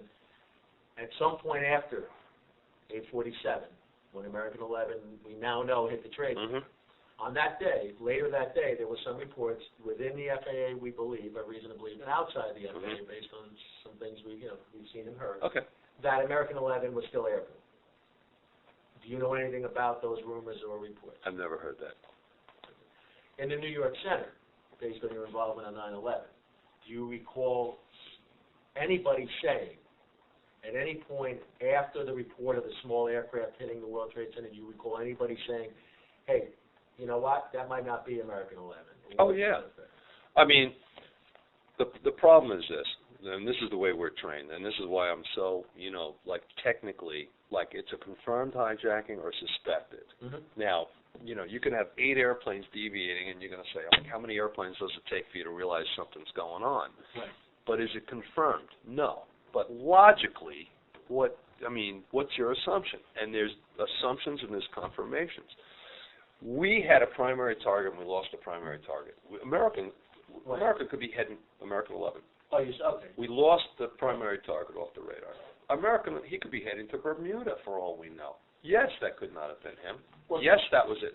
Yes, that was a consideration. But you know what happened? United, almost at the same time. He hits at 8:46, and whatever time, United stops talking to us and stuff, it had to be like 2 minutes later. It was almost the same time. If that didn't happen, we could say, we don't know where he is. I'd be calling Washington Center and saying, hey, heads up, I lost the primary, I don't know where he is, blah, blah. But since United deviated, it was just so much put together at so close a time that I had assumed. And let me tell you something. I've seen actual news of small airplanes hitting buildings, like there was a Cessna 172 in Tampa and stuff like that. You wouldn't see a fire from the World Trade Center. The Cessna would bounce off the World Trade Center. A small twin-engine airplane, even the ones I used to fly, there'd be maybe a little bit of smoke. We had guys, there's a major fire in Lower Manhattan. Hello? So, Okay, I just wanted to make sure I cover this. So, yes, it's possible if somebody had said that. Yeah, technically they're correct. I'm not asking if it's possible. I'm asking you, did you hear anybody say on that day, no, hey, we lost another aircraft, small or large, and we think that might be the one that hit the trade center? Do you recall hearing anything like that? No. And so in your... I'm the only guy. I'm the guy who said American. This is me. I'm the guy who said it had to be American 11. But I'm talking about other people. No. Did you hear any other reports in the New York Center that day to the effect that it was not, or maybe it was not American 11 that hit the trade center, but a different aircraft? No, because I'll tell you why. Because after within half an hour, we were sequestered. I didn't even see it. We went out for like 2 minutes to the cafeteria, and all this stuff was on TV. And they said, because of the traumatic effect of it, you better get these guys out of here. Do you recall hearing something from outside the FAA Center being reported in, outside the New York Center, coming in to New York, a report from outside the center to the effect that American 11 was still airborne after 846, 847? No. Okay. I didn't get any reports of any kind. Do you remember hearing anything about a plane being lost off Poughkeepsie in the New York Center on September 11th? No. Okay. I'll turn it over to Miles. I just got 2 very minor points. Let me go ahead on those. Let me go back to where you very first started. There was a possible error that took you off the floor, and Ivana was initially in charge of the CIC. The position involved in that possible error, did it have anything whatsoever to do with American 11? No, that was R39. Okay, that was over here, and that went only up to 28. Okay. So that position did not play then the rest of the day, except to help a little bit, or to be informed of traffic. The only other involvement that R39 had is, as I said, when United 175 was here, and I'm pointing to Elliott, and when we were looking for him, the coast track and all that was going on. Just about underneath was United 93 as a departure, normal departure, nothing out of the ordinary whatsoever. Okay. Was position 39 closed down, or was No. it was not closed? I didn't close positions down in the area until, well, I had issued the order to stop everything probably about 8:54, 8:55, and it was probably about 15 or 20 minutes later, even after United hit, that all the airplanes had left the airspace, and when each sector was clear of aircraft, I combined it, and we have different combination procedures. Just one other technical point, a minor point, but where are the A-10s based out of? Bradley. Bradley is. You mean the ones that go into 5,000 or 5,002? Yeah. They're up. Well, they're not. They're. Bradley. Yeah, I think they're at Bradley. Hartford. Hartford. Connecticut. Hartford, Connecticut. Okay, so the A-10s are at Hartford. They routinely train with armament, are they? Yes. And in addition to bombs, do they carry guns? Do you know? I don't think so. Just it's a bombing type. It's a bombing. Okay. You gave us this other document today, Paul, that was dated September 11, 2001, regarding the Scramble McGuire statement. Are there any other statements other than the one you gave us today and the one that we already had, which I'm showing you now? Yeah, I don't believe that I wrote an American 11 statement, and we had asked them, what do you want us to write about? And I think, to the best of my recollection, seriously, was the fact that they had Boston Center going to handle the American 11 accident, and New York Center was going to handle the United 175. So therefore, just fill out a United 175 statement. Let me ask you about that. Do you know why Boston Center was going to handle when you say handle the accident, you mean take all the statements regarding the accident of American 11?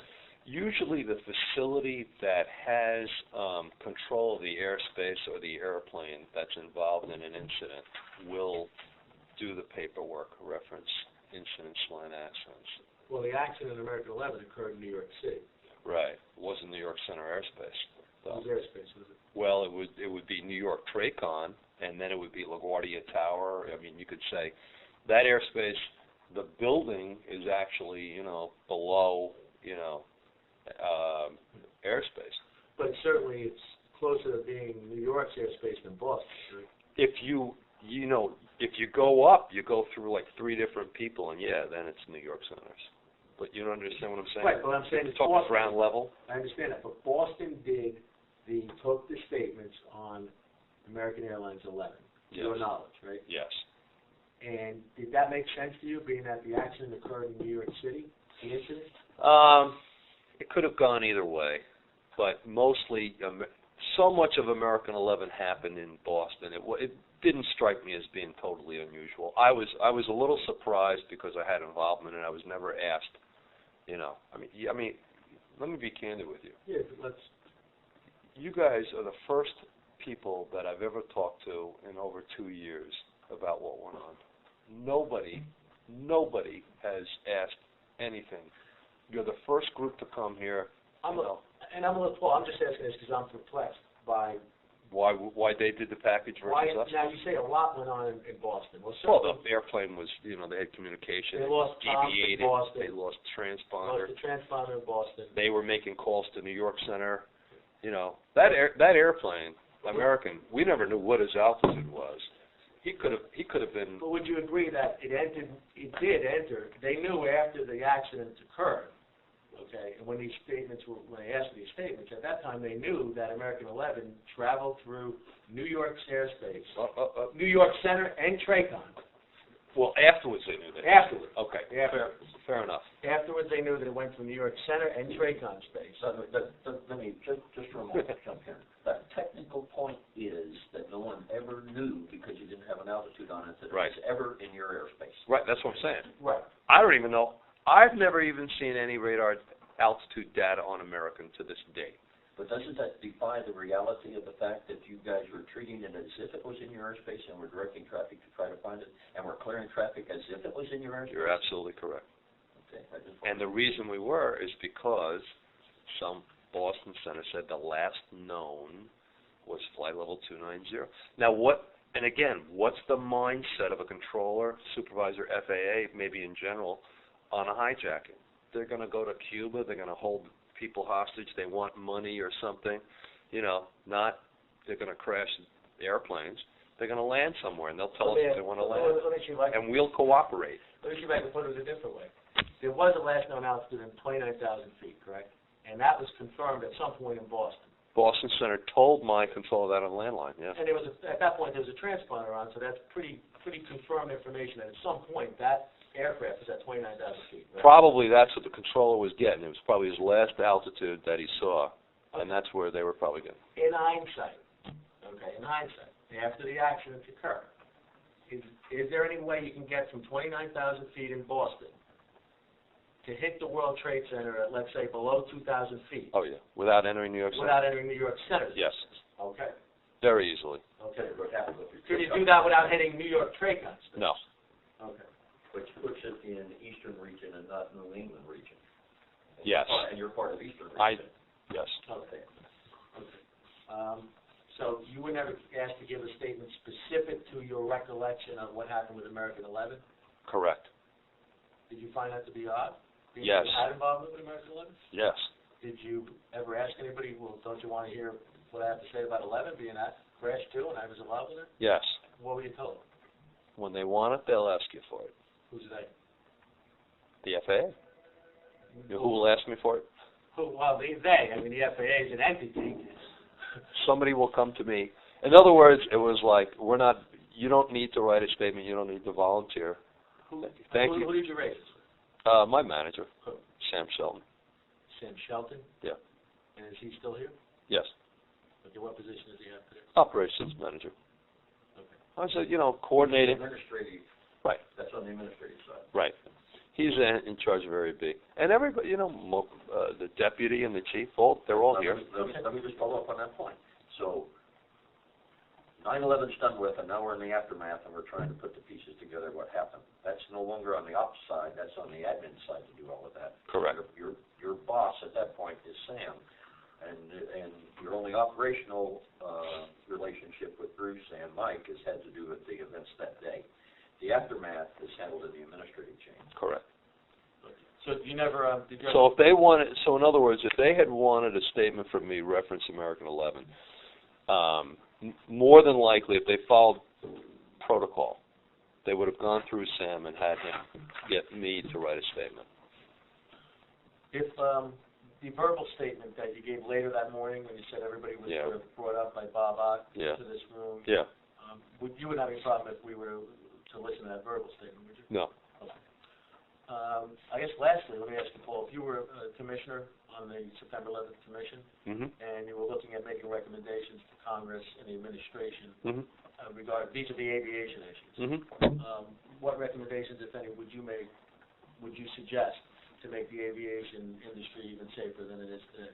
Well, I could go on and on about this. First of all, security at the gates and stuff like that, and a lot of these obviously have been done. I mean, they were more interested in, you playing a radio when they were taxiing out than if you were carrying a, hunting knife, on you. Security at the gates is number one. Security at the airports. Talking about, I've been on lots of ramps and stuff like that. This goes beyond my job. Do you want to hear this? Sure. Security at the ramps, cleaners, maintenance people, fuelers. It was, and I was just on the ramp at LaGuardia last week, and that's where you're going to get access to airplanes and stuff like that. When you were on the ramp at LaGuardia last week, what did you observe? I was with an FAA guy. We were in a LaGuardia Tower van, and they drove us through. And to get to the tower, believe it or not, you have to drive out into the ramp, and then you walk upstairs to the tower. And it was just as we were in the back of the van, and it was pouring rain. So we were like, oh, you're gonna have to get out and fill out your names. And we had our IDs and stuff with us. And it was we just held the IDs up to the window, and they drove us in. So we could, whatever. I mean, technically, if you really wanted, now we're into the post 9/11 mindset. We could have hijacked that van in the parking lot, held the gun to the guy's head, held fake IDs up, and we were right out there with the airplanes, so whatever could happen can happen. So you think even today they ought to clamp down a little more on Oh, yeah. security in the ramp area? Oh, yeah. Okay. Oh, yeah. Baggage, all that kind of stuff. That's when I was a pilot, that's what I was always worried about. I always checked my own baggage, locks and stuff like that. Sometimes we'd have cargo light on and the thing was locked. But, that was kind of stuff that worried us. We were never thinking bombs or stuff like that, but now you never know. But from the air traffic, if I was commissioner on this, I'd say, look, guys, I'm a pilot. I've got a lot of air traffic experience. I can be more service to the commission, in those areas. And I just told you, like, the piloting part. And now the air traffic part about this is, there's very little we can do. There's very little we can do except cooperate with the hijacker. It's still, that mentality still basically goes on. What could we do if we were in this situation with a very, very close, if somebody really hijacks an airplane very close, minutes to New York City, it's going to be really hard unless you always have airborne combat patrols and stuff like that, and pilots have the proper authority to act. And all that is post 9/11 type of stuff. We communicate better now with the military than we did. There is an open line at the watch desk with Northeast and stuff like that. So I think we'd get a greater response time. But Northeast Air Defense. NORAD, I'm sorry. NORAD. Yeah, Northeast Air Defense. But if I'm working in this area down here, I either got to call them on the phone or, like, to me, walk over, whatever. There's still a little bit of lag back and forth. So your suggestion would be there should be some hotlines dispersed throughout? It depends on how much authority they want to give to an operational supervisor. And I'm not sure that every operational supervisor has my background and stuff like that. And you guys really don't want operational supervisors maybe making those types of calls. What you really want is the operational supervisor to provide the watch desk with instant information, and we have that capability with phones and stuff like that. You say the relationship, the communication's better, I believe you said, with the military. To the military, yeah. What about pre-9/11? What was the nature of that? It was, it would have been hit or miss. I would have gone to the desk, looked for a phone number. If we didn't have dealings with an Air Force base reference to 5002, we wouldn't have landlines at the controller positions on the DSCS, on the voice panel that they have. Now we have Northeast, have only one position, and only one sector in my area, and the R and the H, both have it if he has a helper. But, like that kind of stuff. That's communications. How was the relationship between the FAA and the military pre-9/11 in your estimation? We only dealt with airplanes going in and out of the practice bombing range. In Area B? Yeah. Okay. And so they were, except for the military office, who would coordinate other activities, exercises and refueling things over the ocean. I was involved in the Persian Gulf 11 years ago. We had, Desert Storm. We moved a lot of airplanes over, and we really, I think, through working midnights and stuff like that, really developed a very good relationship with the military.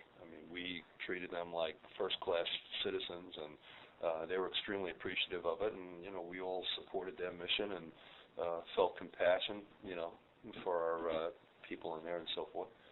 But even now we have limited direct communication. So I would look into that aspect of it if I was a commissioner. Okay. Any other aspects? I think the only other thing that I might suggest is if the manufacturers of transponders, they've gotten better. American 11 was, where you turn it off and it's off. And now United was in a little updated model, and now it at least goes to a different beacon code. They could maybe update those and maybe have something. But did you just say that United beacon code has a transponder that they could not be turned off? I believe that they had the type of equipment. Guys can look into this. I think some of the newer airplanes, the newer 767s or whatever, have the type of transponders. Let me just stop you on that point. We have 4 hijacked aircraft that day. 3 of them turn their transponders off, one does not. one changes code, which is 175. Yeah. One of the other two airplanes was 93, which was also a United aircraft. 57. 757. Could have been right. It could have been 757, 767 might have different transponders. I think there's an updated transponder you can't turn off. And that might have been on this. It goes to a different code. 767, Yeah. but then you also let American 11 turn its transponder off. Right. Does that imply a difference between the two companies in terms of? No, it implies the equipment is different. The transponder may have been different. In 11 and in. Yeah, I think they have an updated transponder that you can't turn off. I'll always give you for safety reasons. We'll go to a different beacon code. They, You're the first person that's told us that. yeah, that's what I heard. But you have more experience than anybody else because you're trained, you're a certified pilot. Yeah, I heard that from the pilot side of it, that they had an updated one. From the pilot side. Yeah, I think, just possibly research that. I mean, it just, why would they change it? It was the original code was 4004. 1470. 1470? Yeah. 1470. And the new code was 3321. They changed all four digits. Well, they changed, Right? not only that, they changed it twice. But, they made four things, they could have just turned one knob off. So what would you, We're asking you to speculate on this. I'm speculating. I'm going to ask Thank you you. a question on this. I'm going to give you some facts. If that transponder on United 175 started at 1470, meaning that was the assigned transponder code, and if at some point during the flight it was changed 3020. to 3020, Mhm. and then to 3321 almost immediately thereafter, 1 minute after. Mhm. Just asking you based on your pilot's experience, speculating, knowing what you know now in hindsight about what happened that day. Do you think that was either A, an attempt by the United Airlines pilot to try and get the code to 7500 to send a signal, or do you think B, it was the hijackers trying to shut it off? And obviously, if you brought in this new factor that maybe they couldn't shut it off, we have to look into that. Or C, that the hijackers were potentially just trying to change the code just to sort of confuse the mix. Right. It could have been any of those. It could have been all of those. The first one, if I was flying and I wanted to change codes, the first code I would change was the first digit. You would have got 37 on We're going to write the 7. Right. Okay. The first one, and, depending who's sitting and who's doing it, whatever, it's right here. So he's reaching down and doing it. Right to your side. Right, and almost adjacent to your shoulder. It's The like first one he's going to hit is the leading digit, not the trailing digit. right. I mean, if I'm squawking for argument's sake 0000, and you tell me to squawk 4232, 4232 in that order.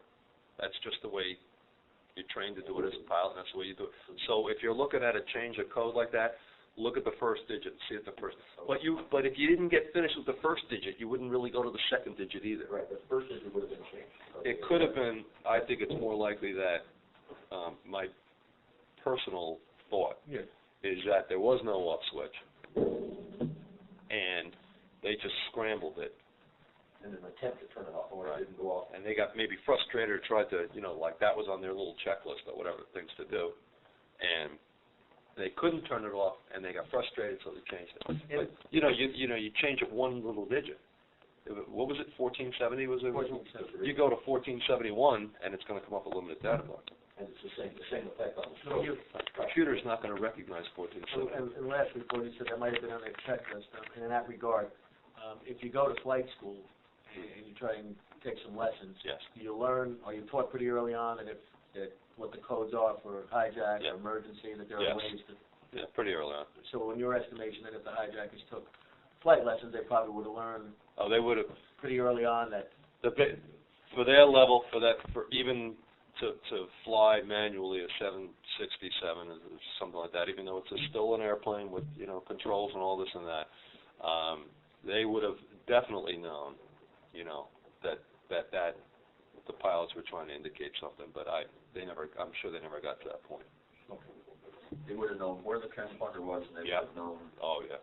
And probably in school would have been taught about an on-off switch, perhaps. Oh yeah. Okay. Oh well, if you look at the flight track, I mean, it was a nice descent and a nice turn. I mean, this wasn't somebody who was up there for the first time trying to maneuver a big airplane. This was obviously somebody the track looked professional almost, except for the descent at the end was rapid because they were high. I have no other questions, and Paul, if you think of any other recommendations you'd make after today, feel free to give us a call. You have our cards. That concludes the interview with Paul Thumser. It's approximately 9:42 a.m. Thank you. Okay.